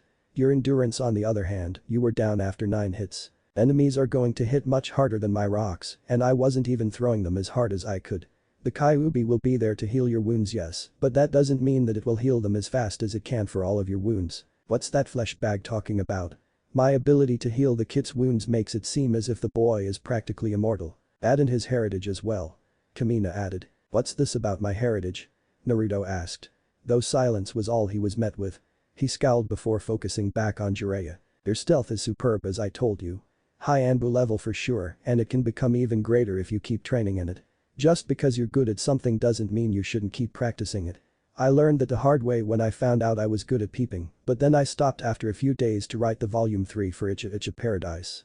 Damn, if only I hadn't sneezed. Naruto's sweat dropped. Is that really the comparison he wants to use? Naruto thought. He sneezed. Kamina laughed within Naruto's mind, Kyuubi snickering as well. But I have to hand it to the ninja, peeping on women is not such an easy task sometimes. How would you know, Kyuubi? The FFT. Listen Gaki, when you're as old as me you tend to do things that you're not proud of to pass the time, but it was worth it in the end. Such nice figures those women had. Boobies. Kamina yelled out with glee as Kurama shared the images of what happened during the early days of his creation. Naruto's eyes twitched. Great, now I have 3 perverts to deal with. He thought. The Gaki's in denial. Kurama said. That's sad really. Kamina added, shaking his head. Naruto's eye twitched even more before he completely severed the link, not even allowing a single piece of the connection to be left until he wanted to contact the Raiju and Bijuu again. Baka Kitsune, Baka Raiju Baka Iro Senin. Naruto thought as he glanced back at his sensei who was now crying, beating the ground with his fist and wailing about not being able to see the glorious parts of the female anatomy. Oh, the things I could have seen. He muttered. Naruto rolled his eyes at the white-haired Sannin before getting up. Iro Senin, I'm going for a walk, okay? Jiraiya froze slightly before looking at the blonde. Don't come back too late, you need to get up early for training tomorrow. Naruto nodded with a casual wave of his hand. Yeah, I'll be back. Don't worry, I'll be fine Tebeo. He then headed off into the deep dark woods. Once he had found that he had traveled a suitable distance, Naruto activated his link to Kamina the Raiju. Kamina, I'm ready. He thought. The thunderbeast nodded. Excellent. It is now time to begin your training in Raiju arc. Your training in the kata for your taijutsu styles will occur after you manage to draw upon your Raiju powers kit. Kurama added. Naruto nodded and cracked his neck and knuckles. Ikuzo. Naruto shot up from his slumber and found himself cold, wet and shivering. Nani, he exclaimed, hugging his body for warmth. He then turned in the direction that the water had seemed to have come from, and he looked to see Jiraiya standing with an empty bucket and a small smirk of satisfaction on his face. The Iro SSSNN, YYUSSSSS suck. He yelled. Jiraiya chuckled as he pulled Naruto out of his sleeping bag so it could dry out along with its user. Aheo Gazamasu, Naruto. Jiraiya said as he tossed a towel at Naruto. The towel was caught and used to the best of its ability to dry the orange shinobi. The blonde was groaning silently as he felt the pain from last night's Raiju arc training come back to him. Kamina had run him into the ground with drills on how to properly attune his chakra to that of the storm in order for him to even get a grasp of his Raiju chakra. However, he had failed in his many attempts to grasp the thunderbeast's energy, but the Raiju let him off saying that this was the one of the few times a human was given the powers of a mythological creature such as himself, so he wasn't expecting Naruto to learn the ability overnight. Kurama, on the other hand, had different views for Naruto. He sent mental picture after mental picture into Naruto's brain, depicting the stances for the kata for his first taijutsu style. Hiryuken, the flying dragon's fist. His body was sore from the constant shifts in posture, and he had literally collapsed into his sleeping bag when he returned to the campsite, finding Jiraiya sleeping. Who knew the two creatures could be such slave drivers? We can hear you, Gaki. Kurama roared. Naruto ignored the kitsune as he continued to dry himself. Once Naruto was warm and dry, Jiraiya then had Naruto go through a set of physical training exercises, now with the gravity seal weights that Jiraiya had supplied for Naruto from within a scroll via pocket dimension. Once the physical training was over, Jiraiya continued to have Naruto practice his chakra control for an hour before giving him the task of trying to master the Rasengan. But didn't I already do that, Iro Senin? You can make a perfect Rasengan, Gaki, however, I want you to learn it until you can do it with only one hand. You may not get the time to make a Kage Bunshin to help with making the Rasengan, so I will be having you work on this so that you can become a true master of the Rasengan. Naruto nodded and began trying to master the Rasengan. Many times it had blown back in his face, the chakra backlash causing a few cuts to form on his body, only for Kurama to heal the damage. After 2 hours of watching his pupils struggle to form a stable spheroid of chakra, Jiraiya stopped him and had the blonde sit with him on the grass. Naruto then saw Jiraiya pull out two wooden objects from his scroll's pocket dimension seal. "What are those?" Naruto asked. Jiraiya rested them on the ground before smirking. "This is your tactical warfare training. This one is a chessboard." He pointed to the object decorated with a checkerboard pattern, "and this other one is a shogi board. I'm going to show you how to play them and then we will begin playing."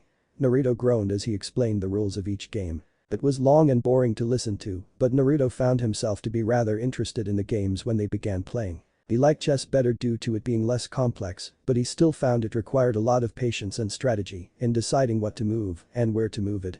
Hours had passed and by the time it was noon, Jiraiya found that Naruto had finally gained a good grasp on both games, as the blonde seemed to be learning as he was going along. Also, Jiraiya found that Naruto's rather random and haphazard moves were actually part of a strategy in their own right, which resulted in throwing off the opponent and allowing Naruto to go in for a kill. But he still needs to develop better tactics rather than just going in there without any plan whatsoever. The white-haired man thought as he packed away the games. "Now that you've gotten a grasp of the games, tomorrow we can start playing more seriously. If you want to review anything, here's a rule book for both games." Naruto was handed a small dark brown book that read, "Board Games for Dummies" on the cover. "Really? For dummies?" He deadpanned. Jiraiya shrugged. "It was the only one in the store when I went to learn how to play the games myself. Anyway, now that your tactical training is out of the way, I shall begin your training in Fuuinjutsu." Jiraiya took out a few scrolls and rested them in front of Naruto. "Fuuinjutsu requires a great deal of theoretical knowledge, so for the rest of the day, I will be making sure you read your scrolls. You will have breaks to eat in between, but that is all." Jiraiya said. "But Iro-sennin, how will I finish all these scrolls in time? There's more than 10 of these things and I doubt that any of them are short and concise." Naruto whined. Jiraiya chuckled. "So the master of Kage Bunshin no Jutsu doesn't even know what the jutsu was originally for. Gaki, you really are something else." He laughed. Naruto blinked in confusion, scratching his head. He then wondered for a while. "Kage Bunshin, what does that have to do with anything?" he thought. He tapped his finger against his knee as he sat cross-legged on the ground, adjusting positions as he tried to think as to what the older man had implied by saying that the Kage Bunshin had another purpose. "Well, I normally use my clones to overwhelm the opponent to be able to use certain combos on them, but that's it. Kuzo, if only I was able to remember like when my Kage Bunshin's dispelled and I would gain." The Naruto blinked before slapping himself in the face. "Baka." He reprimanded himself for not thinking of it sooner. "Got it?" his sensei asked. The blonde Raiju arc user nodded before forming the clones and began reading. By the end of it all, Naruto had fallen unconscious from memory overload when he dispelled his clones all at once when they had finished their readings. Jiraiya sighed. "I should have mentioned that he could get memory overload. A normal person would die, but you Jinchuriki really are lucky to have your Bijuu give you a healing factor that allows you to survive any kind of trauma." An hour later, Naruto woke up and yawned. He sniffed the air and found himself greeted by the scent of freshly cooked fish. "Good, you're up. Eat and we can start your Fuuinjutsu training," Jiraiya said. Naruto nodded as he and the perverted hermit dug into the fish. A few non-poisonous berries were also gathered to build up Naruto's immunity, despite the Kyuubi being there to prevent such ailments from occurring in the first place.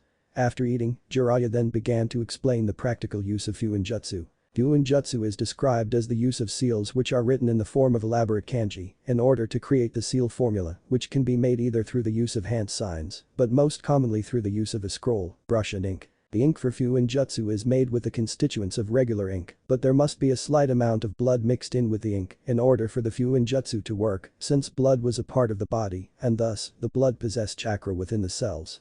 The blood was also a good conduit between the seal and the user's chakra in order to the Fuuinjutsu formula to become active. Fuuinjutsu had a large number of seals used in its methodology, but the main type seals used were the open and close seals used in space-time Fuuinjutsu, such as when sealing an object into a scroll and then releasing said object from said scroll. The elemental seals which were used in conjunction to the open and close seals in order to perform feats such as sealing away an element by having the user's chakra seemingly absorb the element in question before using the open seal to open a pocket dimension to store away the element before the close seal closes the pocket dimension. Open and close seals could also be amplified through the use of a matrix seal, which allowed one to increase the size of a pocket dimension.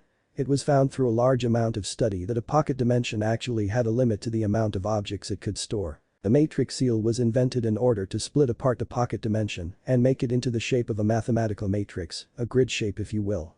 This created small pouches within the pocket dimension where items could be stored within each pouch. The amount of pouches made in the pocket dimension was determined by the size of the matrix being used. As a result, number seals were made to vary the amount of space one could make in the pocket dimension. Time and space seals were used to create teleportation seals and were what the Yondaime Hokage had used alongside through some very elaborate Fuuinjutsu methods and formulas before coming to the final product, which resulted in the formation of his prize jutsu, the Hiraishin no Jutsu. These sorts of seals were also used in the Kuchiyas no Jutsu. Certain Fuuinjutsu techniques required a sacrifice or payment in some cases in order for the jutsu to work. In some cases it would be chakra, in others it was blood, but in rare cases, the case concerning Naruto's Shiki Fuin, it could come at the cost of a life in order for it to be performed. Hiro-senin, just how is my Shiki Fuin made? I mean, now that I understand what you're talking about, since I now have my Kage Bunshin's memories, I can now better understand how the seal works. Naruto said. Your seal, the Shiki Fuin, consists of 2 tetragram seals or 4-symbol seal as some would call it. The tetragram seal, as you would have learned from your reading, is used to seal away an object within the human body. The double tetragram seal on your body was created with the intent to seal away larger and more powerful beings, the Kyuubi being the being in question. This double tetragram seal is connected so tightly that it is more durable than the iron armor seal, another type of seal that is currently being used in Kumagakure to seal away the Hachibi. Hachibi? 8 tails? Naruto asked. Jiraiya nodded. Now then, the double tetragram seal, when combined, merges to form the seal that is on your stomach when you activate your chakra. This is known as the 8 trigram seal. But, Hiro-senin, if this seal is so strong, then why is it that the Kyuubi's chakra is able to merge with my own? At least that's what I was told by the Baka Kitsune. The growl of said Baka Kitsune was heard in the back of his mind, but he ignored it. The reason is because the Yondaime left a space between each of the tetragram seals. This space is what allows the Kyuubi's chakra to harmlessly leave its body and go into your own system, thus increasing your reserves as well as slowly, but surely, taking away the strength of the beast. However, as you have come to notice, the Kyuubi's chakra seems to come out in higher quantities at the points when you are in emotional or physical distress.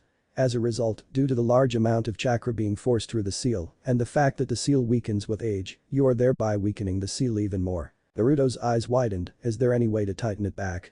Can't you use I don't know, a bind seal or something to hold it together? Jiraiya shook his head. There is a way to hold the seal, but Naruto, your seal is the most developed seal that was ever made to hold a biju. Only the former members of this society in Yuzun no Kuni would be able to create a more powerful seal than the one you have now, but sadly they are all gone. Now then, as to how your seal could be tightened or loosened, it is because there is a key formula to your Shiki Fuin. The key formula? He asked. Jiraiya nodded. It will be able to weaken or strengthen the seal. You could do what you wish to the seal if you possess the key. Since Yondaime's death, I have been holding the key, and you know very well why I will not give you the key formula. Because I'm too young and I wouldn't really understand how it would work until I finish my training. Naruto guessed. Precisely that. You're learning, that's good. Now then, let's make you that ink, shall we? Jiraiya grinned as he unsealed a small bottle of ink from a scroll. After developing Naruto's ink that was specific for his chakra nature and type, he began to learn how to make his seals from the perverted Sannin. Despite his other personas, Naruto was always impressed when Jiraiya took on his serious shinobi persona. It was amazing just to see the attributes that made Jiraiya such a feared and brilliant shinobi. After his Fuuinjutsu lessons, Naruto left to practice his Seiryuu Jutsu style, as well as to practice drawing upon his Raiju arc Kekkei Genkai. The schedule continued in a similar manner. Naruto would get up via bucket of cold water to the face from Jiraiya, do his physical exercises with the heavy weights and gravity seals he always had been wearing since he had put them on, practicing his chakra control and trying to form a stable Rasengan by the end of it, followed by a few rounds of chess and shogi. After that it was Fuuinjutsu until the sun came down. Finally, Naruto trained with Kamina and Kurama for a few more hours and then he would get to sleep.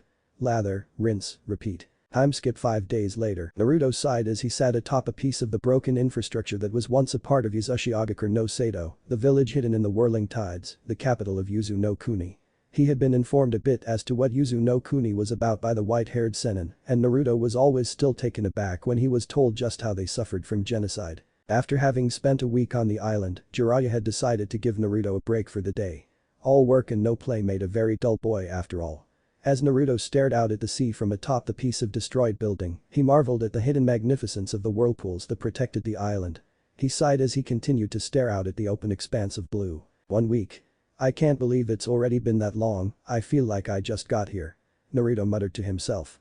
Hiro-senin really has been working me into the ground.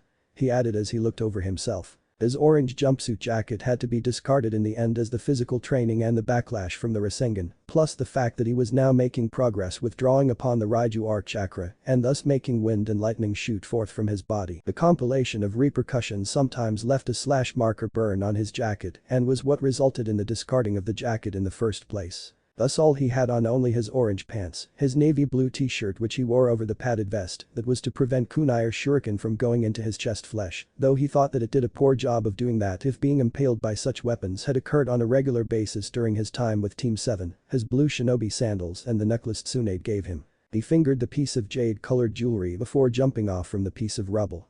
He adjusted his hit I-8, which now bore a few small tears on the cloth, before walking off to explore more of Yuzu's ruins.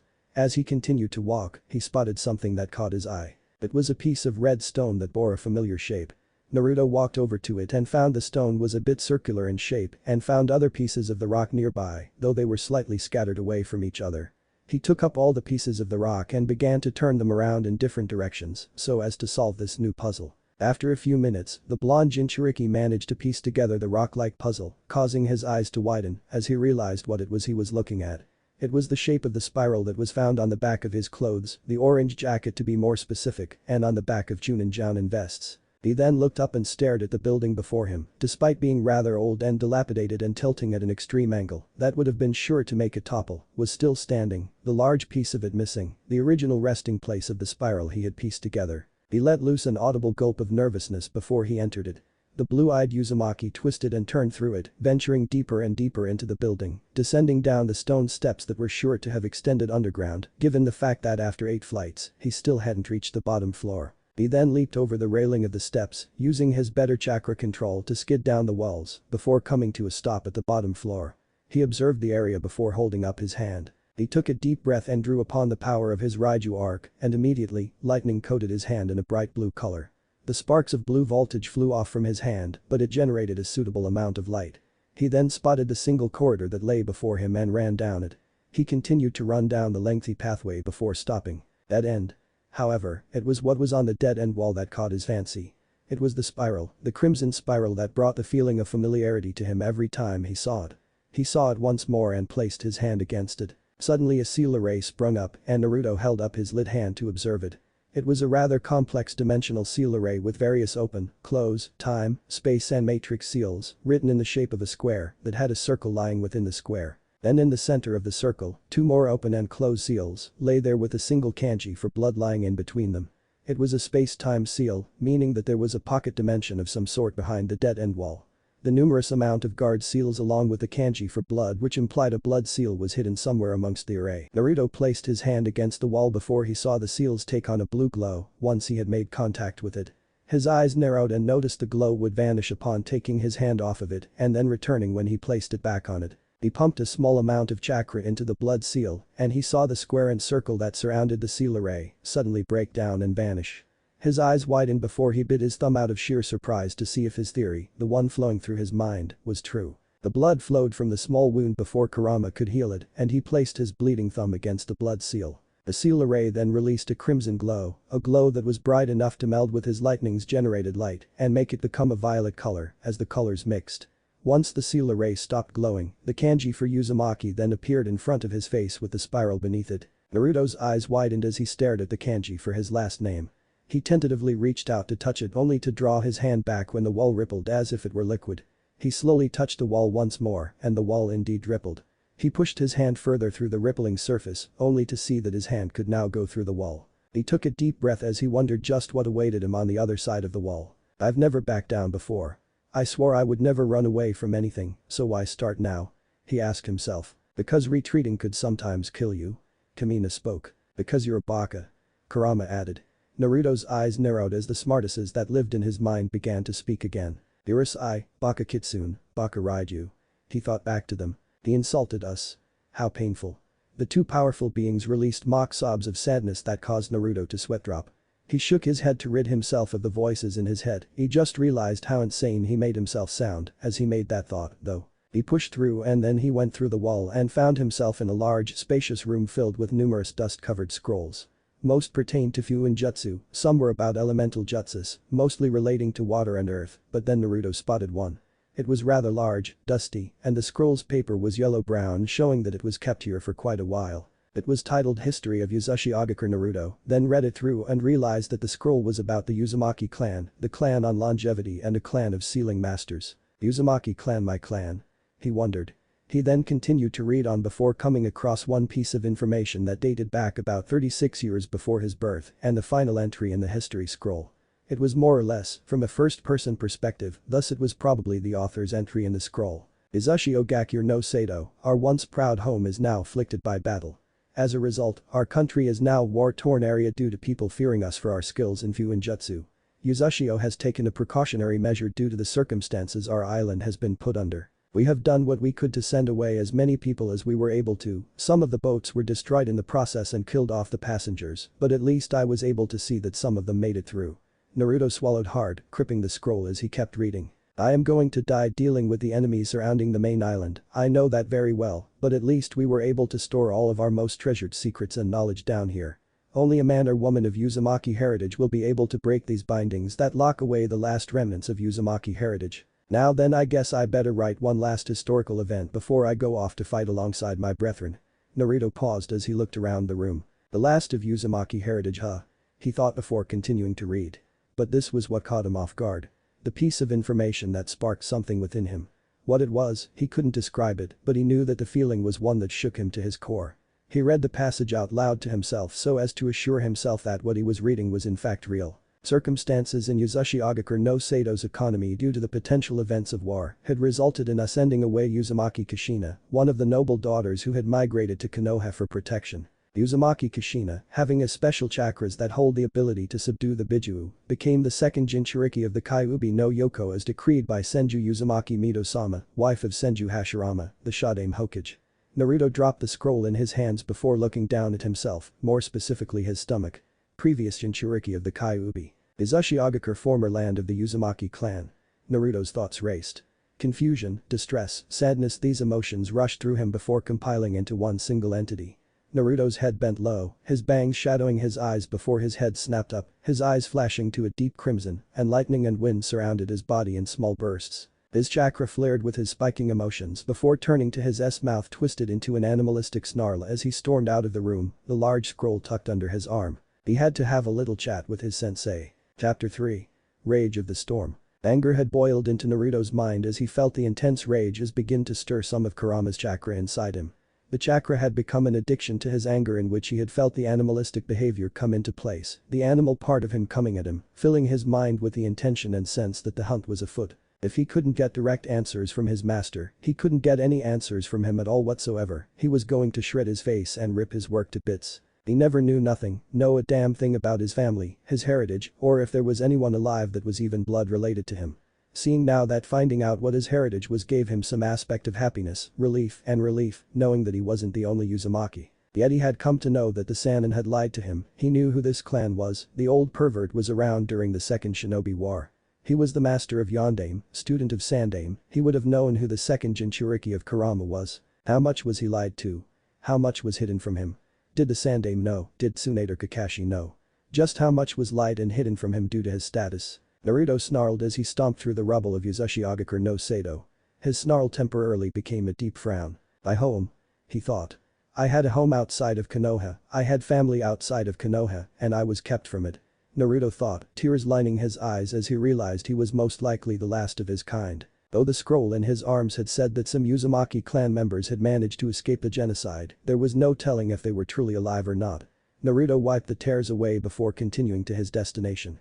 He could feel the rage continue to bubble, preparing to form the first tail before it was reverted back as an aura around him. The anger was coming out in plentiful amounts, though he managed to hold it at bay, only for it to transform into pure rage, and the rage kept on. He continued to walk through the ruins, the voices of Kurama and Kamina arguing in his mind before he snapped at them. Both of you, shut the hell up right now. He screamed in his mind before he launched his conscious within his mind as he appearing before them as he stared at Kamina who was growling at Kurama and Kurama doing the same within his cage. The two fox-like beings, though being of opposite races, wanted to rip each other's throats out. The two that were holding a mutual respect and had some amusement with Naruto's week of training were no longer in the premises of Naruto's mind, only two beings that hated each other, as one stopped one's chakra from continuing to corrupt the boy and the other at rage from the other's actions. "What in the hell are you two doing?" He roared out at the two, "You two are making me even more pissed off. I'm trying to stop you from using Kurama's chakra, it's too potent and addicting for even you." Kamina snarled as he held a firm grip on the beast's chakra, which was slightly burning him, but at the same time his chakra was affecting Kurama, but not to the same extent. It was simply giving the Crimson Fox a headache from hell. "I understand your anger, Naruto, but you do not need to let your rage get the best of you, you are not to let this beast let you become consumed by your anger even further than you are now," Kamina said as he pushed the Bijuu's chakra back. "The fool deserves it." The pervert had information about the boy's past that he had deserved to know, but kept it hidden about it. "How would you feel if you had no information about your own family?" Kurama snarled as he looked at the boy. "I wouldn't have a doubt that Kushina would have felt the same way," he said, giving a slight feral grin before Naruto gave him a glare with his own crimson fox-like eyes. "I may be pissed at Jiraiya, but don't think you have the same right to talk about this Kushina lady or about my family, even if she was your host or not." His crimson eyes were cold as he huffed heavily. "You of all beings should have told me if you knew that woman, but I guess even you don't have the heart to tell a young boy his one wish as he was orphaned and to become pariah by the people who fear you," Naruto said as he turned as he growled deeply before looking back. "I want answers, and if I can't get them the easy way, I'll get it the only way possible by breaking them." "How are you going to do that, Naruto? Let your rage out of control." Kamina stared at the young blonde with narrowed eyes. "It would be pointless to do so, your rage will blind you, and even as strong as you think you are, your words are simply that. Words. You're not even at a level to compare yourself to Jiraiya." The Raiju told the boy in hopes that the blonde will come to his senses. The Jinchuriki stopped as he looked at the thunderbeast with a serious look. "With what I've been taught, even if I'm not at the level of that pervert, I will give him a piece of my mind, no matter how many times I fall. I will make him regret lying to me." He slowly faded from his mindscape before leaving parting words. "No more goofing off, no more games, no more childish antics. This time, the mask comes off all the way," he said. He opened his eyes to see the rocky ruins of the once great village. His crimson eyes were now colder, having a pale blue illuminate within the crimson, his whiskers feral, the outlines of his eyes and lips bore a black aggressive nature of that of a fox, and his hair was wild. Yet among all that, his anger was still his own, even with what little of the Kyuubi's chakra was in him at the moment. His chakra fluxed, releasing as he stared out at the campsite that was not too far ahead of him. His eyes narrowed, clenching the scroll in his hand as he walked forward. He was going to get as much information out as possible from the Toad Sage. "You better pray Iro-Senin, cause you're going to feel the wrath of an Uzumaki," he yelled in his mind as he marched onwards to the campsite. Naruto and Jiraiya's campsite. Jiraiya was sitting on the riverside trying to come up with some inspiration for his next novel, Icha Tactics. He sighed as the ideas were found to be lacking. "There are no women to peep on here," he said. His eyes brightened however as he came to realize something. Naruto's Warak no Jutsu. The Gaki is a genius for creating that jutsu. Maybe he'll let me see it again and then I can get some inspiration for the book. He giggled perversely before hearing the snapping of a twig and the rustling of vegetation. His eyes narrowed as he whipped out a kunai and clutched it in a reverse grip in case it was an enemy. He then released a breath of relief when he found that it was his 14-year-old pupil that emerged from the brush. "Oh, it's just you, Naruto. Where'd you get that big scroll?" "On second thought before you answer, I have something else to ask you. Silence, Iro-Senin," Naruto roared, silencing his sensei. Jiraiya raised a curious eyebrow. "Naruto, what's up with the angry face? Why are you so mad?" he asked. Naruto's eyes flashed crimson, and Jiraiya took a step back in surprise as he felt the killing intent that shot forth from his blonde disciple. "Why am I so mad, Iro-Senin? You want to know why? Well, first answer me this, tell me, where are we?" Jiraiya blinked in confusion. "What are you talking about, Gaki? We're in Yuzun no Kuni," he replied. Naruto stamped a large scroll in his arms on the ground and stared at Jiraiya with pure unadulterated rage, and there was a hint of betrayal in there as well. Jiraiya wondered why Naruto was feeling this way only to be tossed the large scroll. "Read the last entry," he told his sensei. Jiraiya's eyes narrowed at the rude tone his student spoke to him with, but decided to humor the boy. He opened the scroll and skimmed through it before reaching the last entry. As he had reached the last entry, he came to realize just why Naruto was so angry with him. He gulped audibly as he read the author of the scroll's final entry before looking up at Naruto, whose eyes bore vertical slits for pupils. "Naruto, now tell me," Jiraiya-sensei. Naruto spoke the name of his sensei, venom evident in his tone which caused the older man to wince. "Where the fuck are we?" Jiraiya felt his heartbeat faster slightly, guilt coming in as his eyes lowered once he closed his eyes and sighed. He understood the reasons why Naruto was like this, the betrayal of coming here, not knowing that this was his ancestral home until today. The boy had probably figured that Jiraiya had known and probably felt betrayed by him. He was so right on the point that the boy assumed he knew the information he so desperately wished to know. Jiraiya knew so much about his heritage, the Uzumaki clan were his inspiration for using seals before they fell, and even afterwards as he grew to become a master, but nothing that will be compared to Kushina or her family members. The boy was denied so much, he was put through more than what any normal shinobi or human being could ever handle. The isolation, the glares, the insults, all of them would drive any man insane. He was surprised the boy hadn't left the village to live in a different one. However, as much as he wanted to tell the boy he just couldn't bring himself to it. If he told him about his father, he would be hunted down by Iwa ninja, possibly Kumo. He could tell him about his mother, but even still he was worried about what the boy's reaction would be. I'm sorry Naruto, I just can't. He saw the boys become unmoving, but there was a hint of loathing behind them, and he could see it. I can't tell you yet, not until you're ready, he said calmly. Oh, so you think I'm not ready to know anything? Naruto lowered his head as he chuckled ominously as he glared at the white-haired man coldly. What gives you the right to think I'm not ready to know anything when it's my own right to know who my parents were, who my clan members were? To hear you say that I'm not ready. It disgusts me. He said as his eyes darkened. I'm not some war orphan Jiraiya, I'm the damn host of Kyuubi no Yoko, I'm the pariah of the village of Konohagakure no Sado, I'm the child who is lashed by everyone because I bear the being who caused the destruction of the village 14 years ago. If I find knowledge about my clan and someone knows of it, you bet your damn life I'm going to get anything out of it. Jiraiya slightly narrowed his eyes as he looked at Naruto, no matter how much the blonde's words had hurt, to say a threat that he couldn't back up was cocky and arrogant on the blonde's part. So you're going to try to force information out of me? The large man smirked at the boy's serious look. What makes you think you can? I'm one of the Sannin, I've trained the Yondaime Hokage to become what he was. I'm on par with a Kage, what makes a genin like you think you have what it takes to face me? He said. Naruto slightly smirked upon the middle-aged man's words. Well, as the ninja code says, he disappeared into a burst of speed and Jiraiya's eyes widened as the blonde came right in front of him with his fist already reared back for a punch. Look underneath, he said as his fist had connected to Jiraiya's forearm, which the older man had raised to block the strike.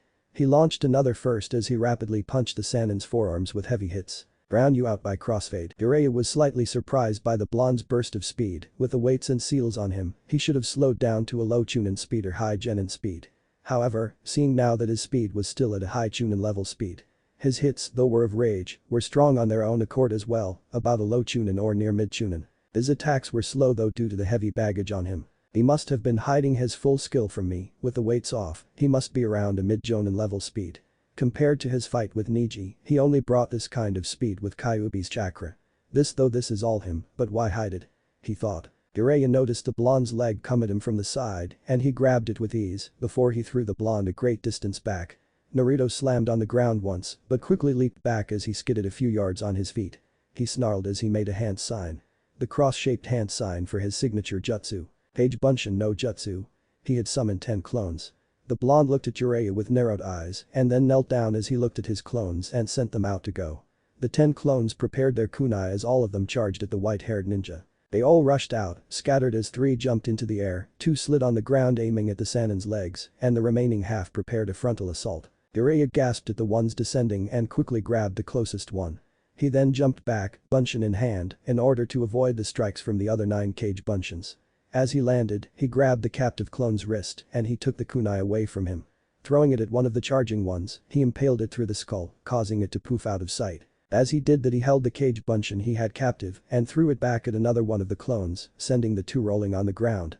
He then quickly ducked beneath a punch from another airborne bunshin. He then twisted to catch the clone by the ankle, since it had overshot its target, and with amazing strength, the white-haired shinobi launched a doppelganger towards the 2 of its brethren that Jiraiya had knocked aside earlier, hitting the other 2, directly leaving them to explode into a cloud of smoke upon impact. As the other 6 came, he quickly flashed through hand signs and slammed his hand on the ground before they could come any further. Oten. Yomi Numa. Soon the earthly ground collapsed onto the clones, causing them to fall into an adhesive mud-like substance that was similar to quicksand. As they continued to move around, they groaned as they all exerted too much chakra as some had disappeared, while the remainder of the clone strike force had sunk into the mud before dispersing themselves. Naruto's eyes slightly narrowed as he had received the memory from his clones and closed his eyes. This was going to take more than he anticipated, but just from his clone's memories, he had a few strategies devised within his mind. Jiraiya using that Doton had caused a frontal assault to become useless, except for a few feet in front of the toad sage. Naruto opened his eyes once more and grunted before summoning 40 clones around him. "10 of you, go in front," he muttered. The command proceeded as 10 of the clones began the assault and they charged toward the Sannin member. Naruto looked over at 12 of his clones nearest to him and quickly told them the first plan. He heard multiple proofs as his first 10 clones died out, leaving an unharmed Jiraiya. He smirked slightly as he instructed another 18 to rush out. The large group headed out as they all held out their hands mid-sprint. Chakra and wind swirled into a single compact orb of rapidly rotating chakra. He had mastered the Rasengan with a clone in 1 week, why couldn't he do the same when performing and mastering it with one hand? As the multitude of Rasengans stabilized in their hands, they jumped over the swamp as they dove towards the long-haired man. Jiraiya made a couple hand signs before clapping his hands together. Inpo. Hari Jizo. His long hair lengthened to even greater lengths and then wrapped around his body. Every single hair follicle became charged with chakra, sharpening the strands as they shot outward like porcupine quills, hitting several of the aerial clones which all had dispersed. A plume of smoke indicating they had indeed disappeared. He stared at Naruto and frowned. "You're going to have to try a lot harder to get me to talk, Gaki." He paused in his speech before he noticed something completely off with the Cage Bunshin army. Last he had checked there were 12 clones plus Naruto in front of him, now there were only 3. Where did the other 10 go? He thought. His eyes widened as he heard the ground crumble below him as a clone shot upward from the rocky earth, its fist aiming up at Jiraiya's chin.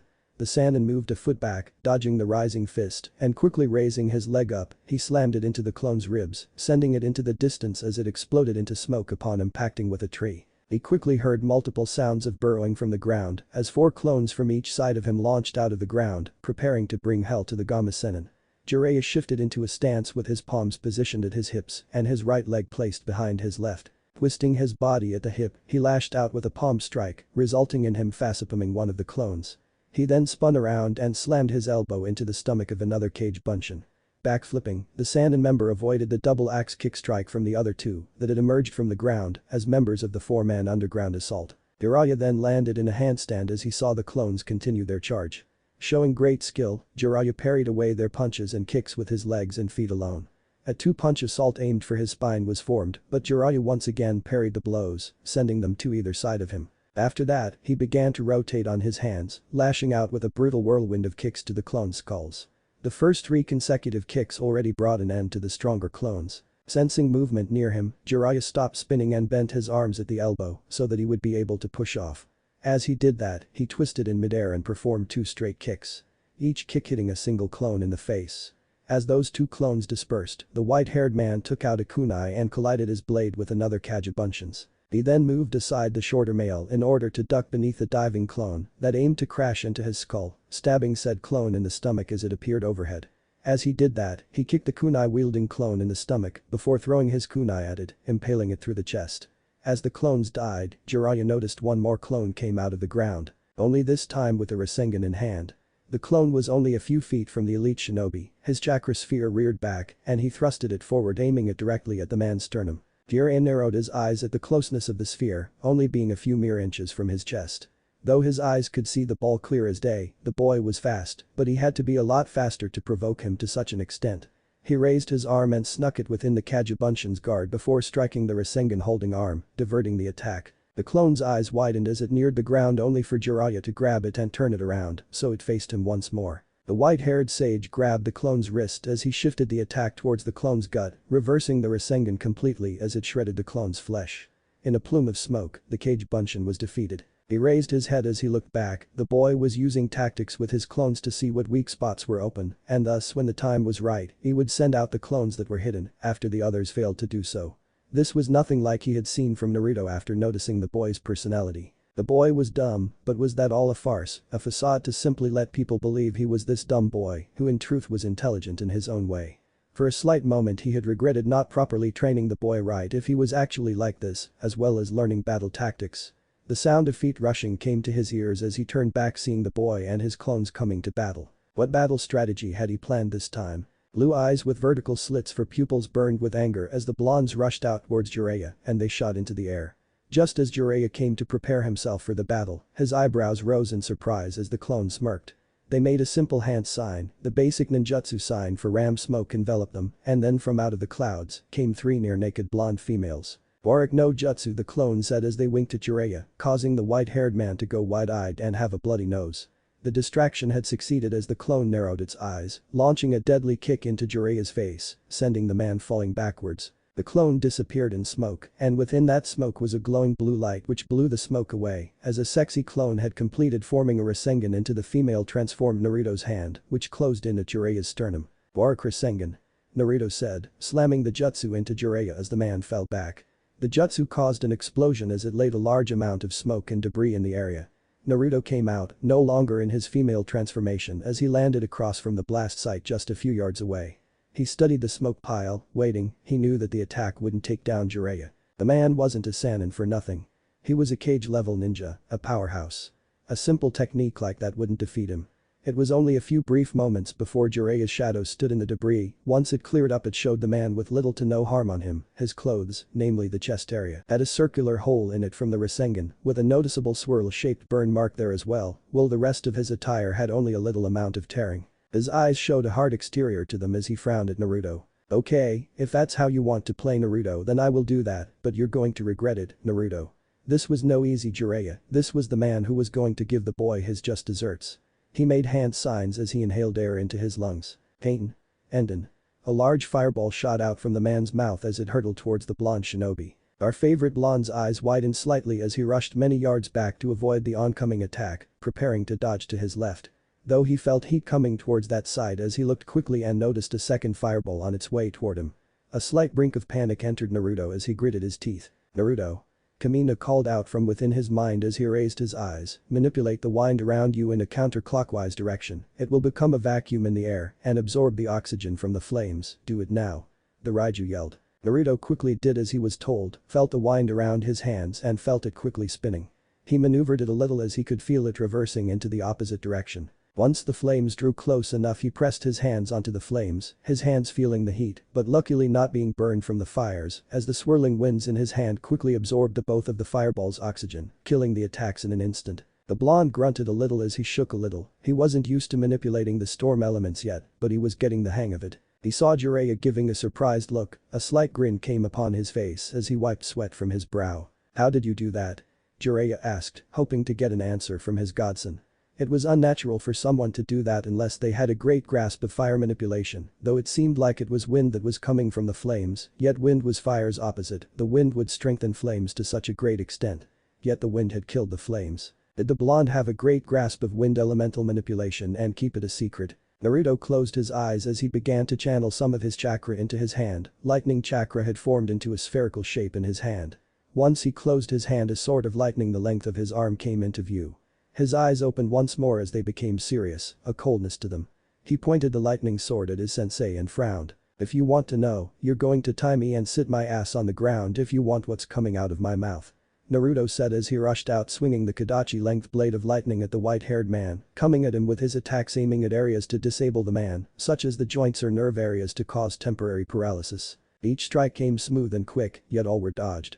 Once Naruto drew in close, it soon became the greatest mistake as the back of Jiraiya's hand smacked across Naruto's face, sending the blonde to the ground a few feet from him, and quickly stopped the lightning chakra-natured sword from the boy's hands. Naruto grunted as he slowly got up, but he was grabbed by his hair as he was picked up and hanging almost 2 feet in the air. He grunted as he swung his feet around and growled, shifting his body around as he stared at Jiraiya with angry eyes. Eyes that had quickly returned to their crimson state. He received a quick punch from the Sennin and gasped out in pain, feeling a few of his ribs pop from the pressure of the blow. The second blow came, and Naruto could feel that his ribs were greatly bruised up from the pressure of the second punch. His stomach must have been too due to the slight amount of blood coming from his mouth.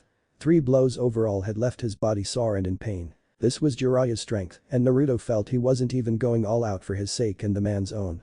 Naruto could feel Kyuubi's healing come through, but it wasn't coming as quick as it should be when he gained extra amounts of the beast's chakra. Perhaps it was still due to Kamina restraining his chakra. He had to make this quick and fast. He could see Jiraiya coming for a 4th punch, but Naruto quickly reacted as he put chakra into his fingertips, which they slowly manipulated into sharp claws. He slashed at Jiraiya's forearm, causing the man to release the grip on his hair as 4 vertical slash marks came onto his arm that was wounded. Now's my chance. Naruto leaped a few yards back, building up chakra in his body. He raised his hands up as he put his hands together and slowly the chakra was coming into his hands.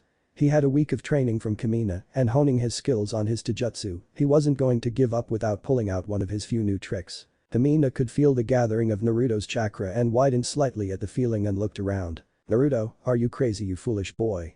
Slammed his fist into the ground of Naruto's mindscape. "You don't have control of that technique yet, you're always out of sync with it. Do you not realize the repercussions in doing that attack? It will backfire." He told the boy from within his mind, "What makes you think a week of manipulation and learning the basics of that move will make you completely control it?" Naruto focused the energy in his hands and gave a slight chuckle. "Kumina, you're in my mind, you've seen my memories, you should know well enough by now that I'm a ninja who is unpredictable, one who takes things beyond the limit." His hands glowed a slight blue hue as he grinned. "I make the impossible absolutely possible. Raiju arc. Shitenjikeha." He yelled as he sent his hands into a downward motion which came to a halt near his chest. An abrupt power had surged through the blonde's hands as blue wind, mixed with lightning, came out of the intertwined hands. The azure tornado charged forward toward the legendary Toad Sage as it grew slightly larger and the rotation speed began to increase. Jiraiya's eyes widened as he saw the attack come with great speed. He could feel the power of chakra emanating from the attack and he knew it was a dangerous attack, a high B rank jutsu, probably A ranked. He pulled out a sheet of paper that had the kanji for barrier on it. He threw it in front of him as he made hand signs. Fuuinjutsu. Chakra Kekai. His chakra pushed into the seal as it surrounded it like a dome. As the attack struck the defensive Fuuinjutsu, a large shockwave formed at the point of impact. Slight cracks appeared on the barrier before the attack died down, leaving the barrier looking like it had just been on the verge of shattering. Song end. Jiraiya made haste as he gathered more chakra into the barrier, the crack slowly reverting away and leaving the barrier as if it was brand new. He held a deep thought in his mind as the barrier slowly began to die down. "I've never seen an attack like that one before." It was as if it was a collaboration jutsu, but even if it was one it would be impossible for one person to do so by himself. He looked over to the blonde as he released the barrier and put the piece of paper back into his pouch. How did he get such a technique? Was it a lost art from the Uzumaki? Did he find a scroll which held that technique? So many things didn't add up now in the man's mind. Naruto took in heavy breaths as he felt his chakra recede back into his body. He took a step forward before dropping down to one knee. He was breathing heavily this time as he looked at Jiraiya. "I was in sync, but I didn't have proper control of what amount of chakra to use, it caused me to exert more than I should have put out." The blonde thought as he tried to get up, though his body grew weaker and began to give up on him, wanting rest. "Fuzo," was the last thought on his mind before falling face first onto the ground, roaming into a deep sleep. Kumina chuckled in the boy's mind as it died down before saying a few words to the boy in his sleeping state. "I guess you are indeed an unpredictable boy, I guess you are more interesting than you make up to be." Jiraiya walked over to the boy and stared upon the sleeping blonde. He sighed softly as he grabbed him with his uninjured arm by the waist and carried him up towards the camp, their battle having resulted in them moving away from it. His eyes furrowed as he was lost in deep thought. The boy was deeply angry, fighting him had proved it, all in order to force what he could get out of Jiraiya. The blonde shinobi had every right to be mad and he was going to bring hell once he was awake, which Jiraiya knew well if this boy had all of his mother's traits in him. The white-haired man knew whether he liked it or not, it was time for the blonde to know about his heritage, his mother's side for now. He knew though that after this Naruto wouldn't be the same around him, nor would he have such trust in him either. And that was going to be the hard part to bear during the next year and 9 months. 6 hours later, within his mind, Naruto had stirred as he opened his eyes. Feeling tired but refreshed after burning the majority of his chakra into one attack. He groaned as he rubbed his head. Glancing around he settled his gaze upon Kumina as the Raiju gave him a slightly worried look, but at the same time a stern look as well as if from a teacher or parent disappointed in a child's actions. Naruto closed his eyes and got up as he stared up at the fox hybrid deity and lowered his head. "I know, you told me not to use any of the abilities of the Raiju arc, even using that attack." Naruto quickly looked up as he frowned, "Though you don't know what it is like, I don't know who my parents are. Yet when I found out that I had family here I was ecstatic, but mad because they were all gone or most of them at least, and that people in Konoha, no, most of the older shinobi knew that I had family and denied telling me anything.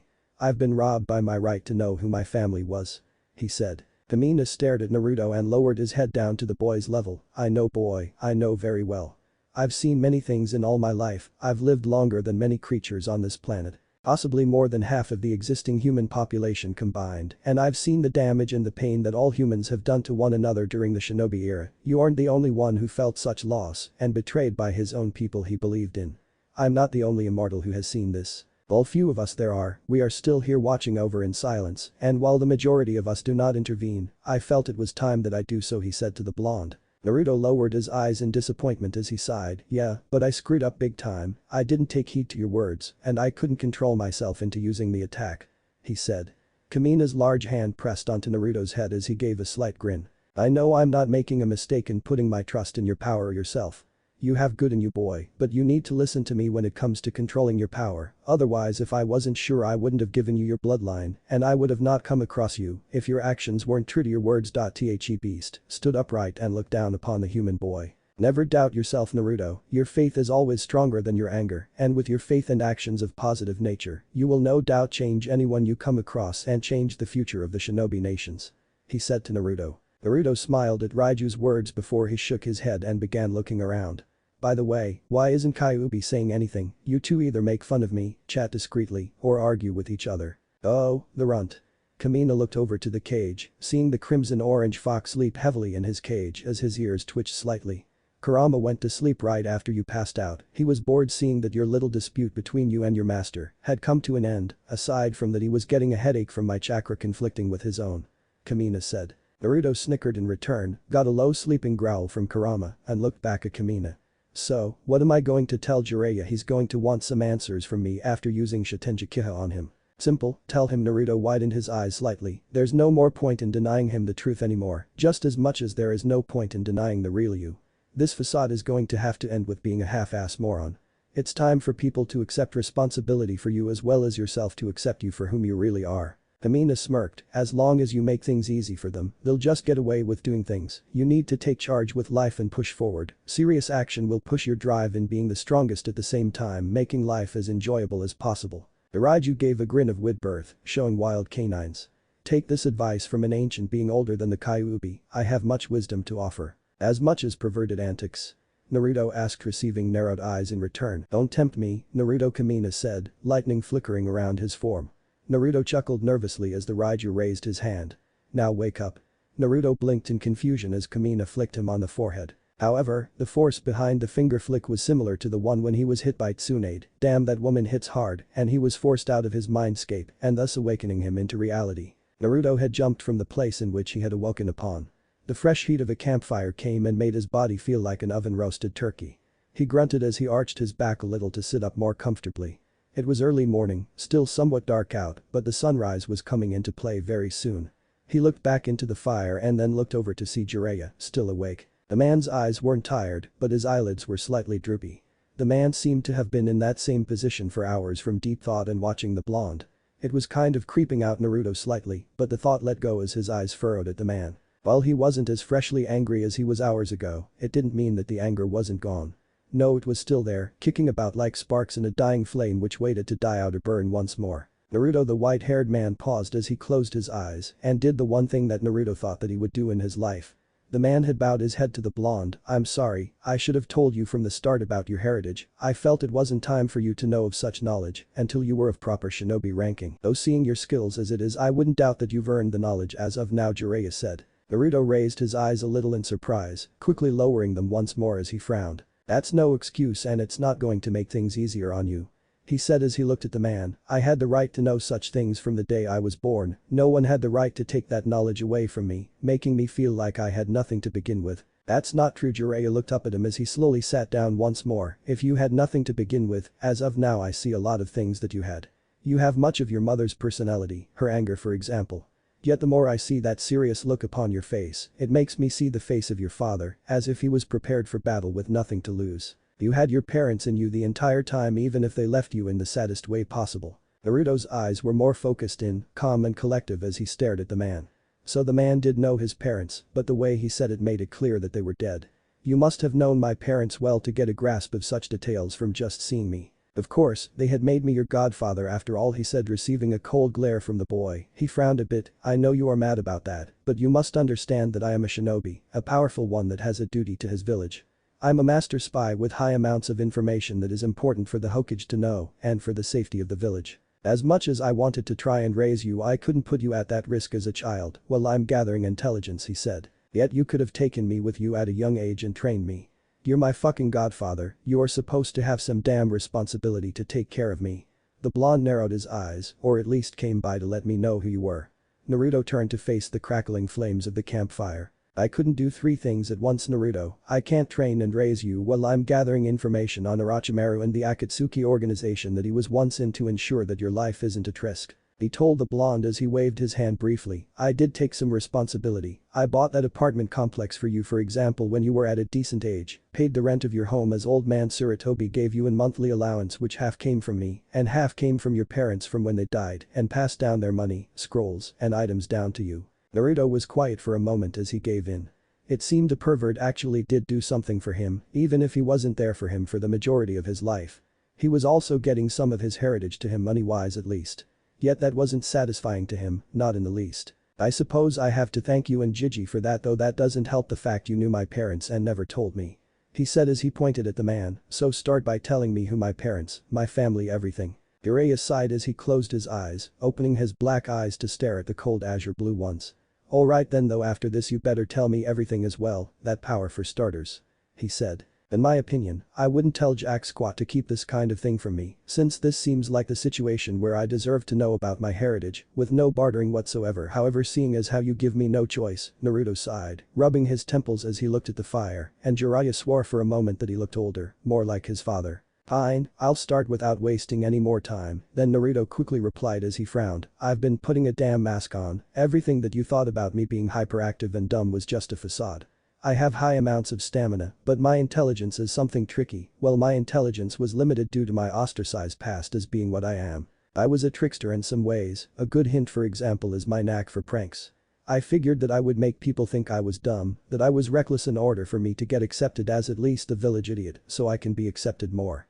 In which case it had cost me being stuck in the academy for 3 years, failing 3 times, but it was worth it, I suppose. While some people had accepted me before, I wanted to know people I wasn't something God-fearing. If I became a shinobi too early, it would have given them a little more fear. I'm not the type of person to use such a tactic against people. The blonde grimaced in disgust, yet at the same time it had cost me the lack of training from Kakashi. It made me an easy target for Sakura to try and take a hit on me, and it also cost me to lose to Sasuke at the Valley of the End.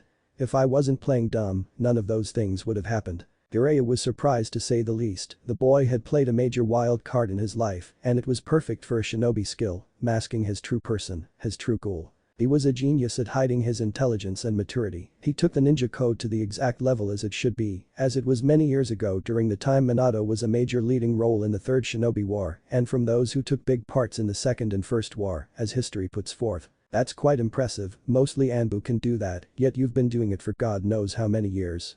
He rubbed his head before looking back at the kid.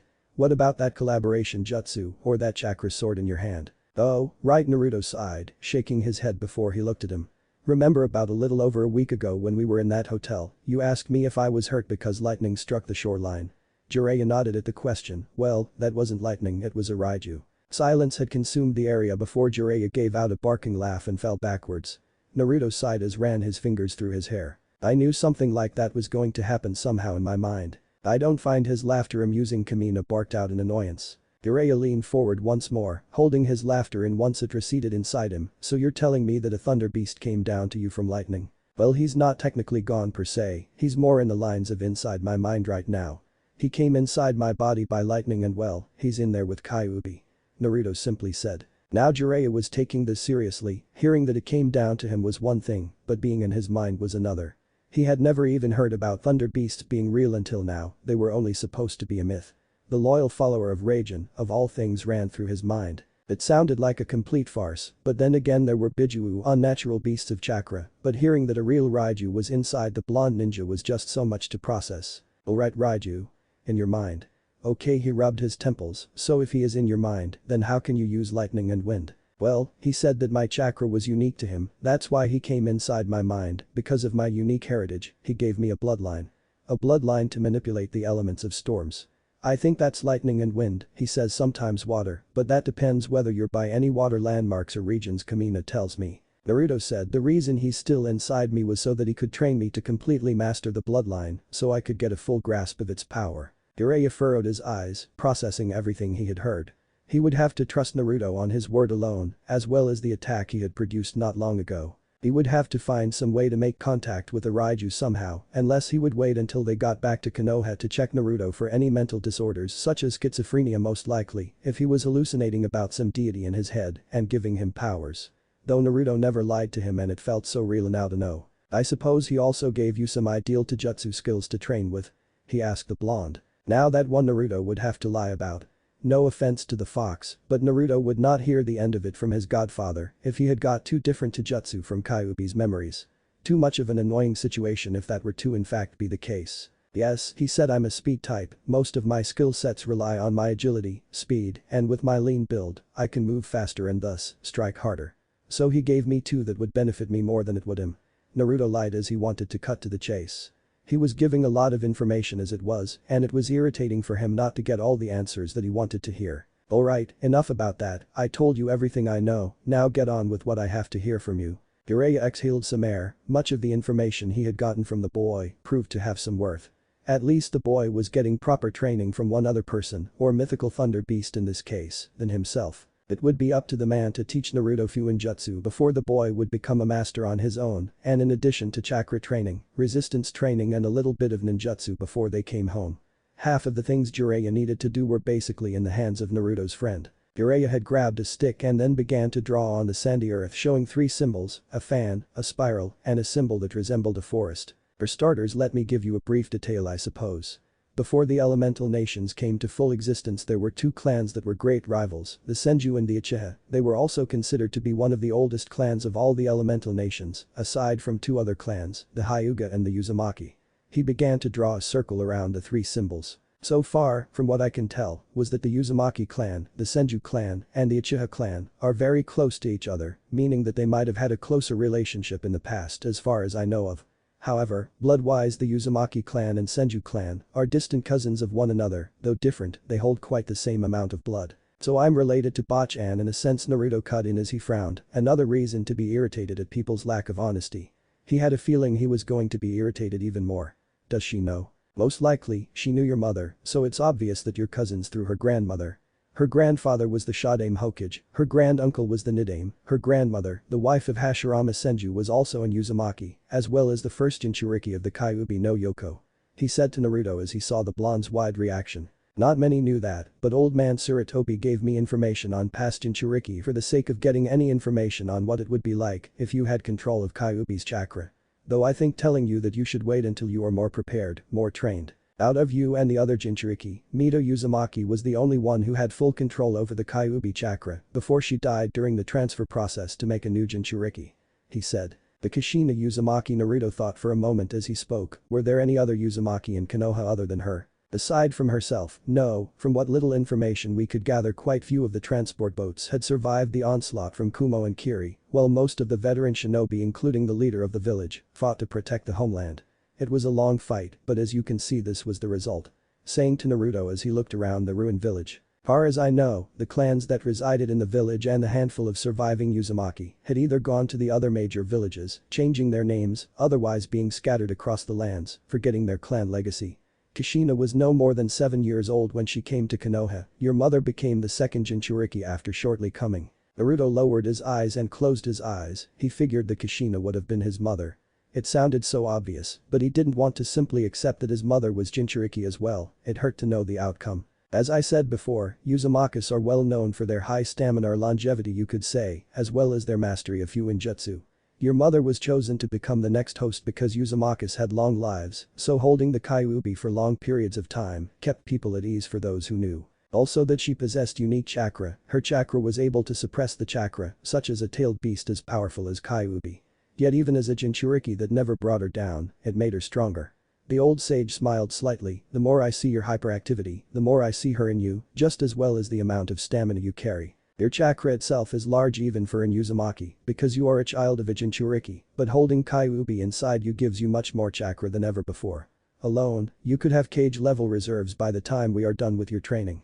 He said. Naruto gave a slight nod in understanding what he had meant. Of course, being a Jinchuriki it gave him shitty chakra control, but adding that he was the child of one made things annoy him. Though he didn't mind, he was getting stronger because of it, it was thanks to his mother. Yet it made things dwell in Naruto's mind. A Jinchuriki can't survive an extraction, so I think she's not here. He gave a sad smile. I want to know though, was I worth her sacrifice? Being born, I mean. Your mother had a strong seal on her, but a female Jinchuriki has a great weakness at one point of life, Naruto, and that is childbirth. It risks the release of the tailed beast during the time a female Jinchuriki goes into labor, so a seal master is there to make sure the seal is stabilized as the birthing comes into place. I don't know what happened, but the day you were born was the day Kyuubi was released, so I'm not sure if her seal failed or if she died during labor. But I do know this, Naruto. He told the boy as he gave a soft smile, that woman loved you more than anything, hell whenever I came to visit her and your father, she would always talk to you when you kicked or when you seemed restless in that fat belly of her. He laughed, though it quickly died down. If anything, her and your father's sacrifice to bring you to this world was more than worth it because they loved you very much to the very end. He said. Naruto smirked at that, so my Kachan was a Jinchuriki and my Tusan, a cage. I think I can deal with it. Naruto shrugged, I suppose they did it for a good reason. Well, if Jiraiya stopped as his eyes went wide, popping out of their sockets as his eyes gazed upon the boy. How did you know? He asked, his question followed by the sputtering of his lips as he tried to comprehend how he managed to figure out his father's identity from all that. Hirosenin, I'm blonde, not stupid, no matter how I acted before. There are many reasons I know just by guessing. He held out 4 fingers and curled them down by order as he spoke the reasons. 1. You said you knew both my Kachan and Tusan, and knowing that you know the only blonde with my kind of hair color and style is the Yondaime Hokage. 2. He's the only seal master other than you and Kachan that was in the village, though you weren't there, so it was up to him to do the seal checkups. 3. The Yondaime Hokage sealed Kyuubi and me. I don't think he would be heartless to put it in a family or orphan child, it would have to be someone who was there, someone close. Lastly, it was ironic if the fact that Kachan married Yondaime just as Mito married Shadaime. He said, getting up and patting his pants to get debris off. Jiraiya simply blinked, stunned at the notion of reasons that his godson had put out. Well, remarkable, it was rare for such things to cross anyone's mind. If anyone had thought like the boy just did, then everyone in the village would have seen him as was meant to be, a hero. Though life doesn't seem to go that way, and it was sad to realize that Jiraiya saw that Naruto would make a path for people to see things like that as clear as day. Maybe this kid is who I am looking for, he thought before noticing the blonde leaving the campsite. The large man got up and looked at Naruto's back as he walked off. Where do you think you're going, Gaki? He asked. Naruto simply shrugged and waved his hand. I'm going back to the ruin vault. I'm going to gather as much of everything in that room and seal them in storage scrolls. I feel it's my birthright to claim it just as much as it's my right to claim this my home. That way history will never erase the Uzumaki clan and people will know that there are still remnants of the dead clan here today. Naruto looked back as he smirked. I'm making it my goal just as much as becoming Hokage and bringing Duck-ass home. I'm going to rebuild the Uzumaki clan, whether I have a family in the future, if I adopt anyone in, or even if I find other Uzumaki like me. I will bring them to Konoha, and when we flourish once more they will come back here and rebuild, thus beginning the cycle of the whirlpool once more. Naruto stopped before he looked back upon Jiraiya and smirked, and when I come back, there will be no more distractions, no more going easy. I want to put my training to the fullest in order to become strong for myself and those I care for, and to show that I am not the Kyuubi, but I am myself. I am Uzumaki Naruto, no one else. 3 months later, waves moved through the ocean current past a ferry. The cool misty air seemed to keep the temperatures of early spring around the low 50s around the ocean. Naruto was leaning on the rail of the ship, his hair slightly longer in length. He was about a few inches taller as well, growing from 5'1" to 5'6". His muscle mass had built up somewhat as his biceps and triceps showed some slight tone definition in them, and some of the baby fat from his face had burned off. The blonde was wearing new threads compared to his jumpsuit. He wanted to honor his heritage, his family, by wearing the Uzumaki standard shinobi outfit, though he made some slight changes to them. He wore a sleeveless black and teal shirt with a black bandana around his neck with a red Uzumaki symbol showing. He also had a set of black pants and black sandals on to match his gear. On his back was a kodachi in which he found untouched in the vault hidden within many of the clothing and scrolls. The blade was black within a black sheath with a handle longer than a normal short sword. On the side of his pants were 2 kunai pouches, each holding a slim large black kunai meant for close-range long-term battles and smaller ones for range. Overall, in the 3 months, his training was greatly worth it, but he still had much to go for. Most of his training with Jiraiya was honing his physical attributes, strength, chakra control, speed, and agility, which was still going with almost double the amount he had before. Along with learning Fuuinjutsu and learning a couple of ninjutsu. He had become an expert in a short time, and he had begun learning his affinities for the start of his elemental ninjutsu training. Surprisingly, he had an affinity for wind as his primary element with lightning and fire as a secondary. He had asked Kamina why he never had water, all the Raiju could say was that Kyuubi's affinity had overpowered his other secondary affinity. Though it didn't bother Naruto much, while Jiraiya had taught him a couple Kaiten jutsu, Naruto had learned 2 Raiten and Fuuinjutsu from the scrolls left in the vault.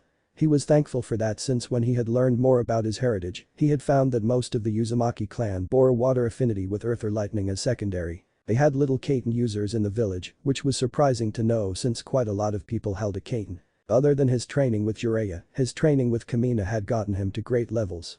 He was able to sink in with his manipulation with wind and lightning and learn 3 of the 10 attacks he was to learn for his bloodline. That training helped with much of his elemental manipulation for 2 out his 3 affinities. His skills with his taijutsu were growing just as much as his physical training. He was quite adept at using Hiryu Ken while Yasei no Kitsune Ken, he was still in the process of learning. After all, one does not become a master of a taijutsu style overnight. His physical capabilities had increased tenfold, or so he had been told by his pervert of a sensei. Once he had those weights and seals off, Jiraiya told him that he would be around Kakashi's level, the level of an elite jounin, within the next year. Naruto looked over to see Mizu no Kuni just a few hours away. He could hear Jiraiya talking to the female captain of the boat on what seemed like a new piece for his Icha Icha series. He sweat dropped as Jiraiya was suddenly kicked in the balls, sending him crumpling to the deck of the ship with the captain releasing a cry of turning away from his damaged teacher. Naruto stared back at one of the 5 great elemental nations.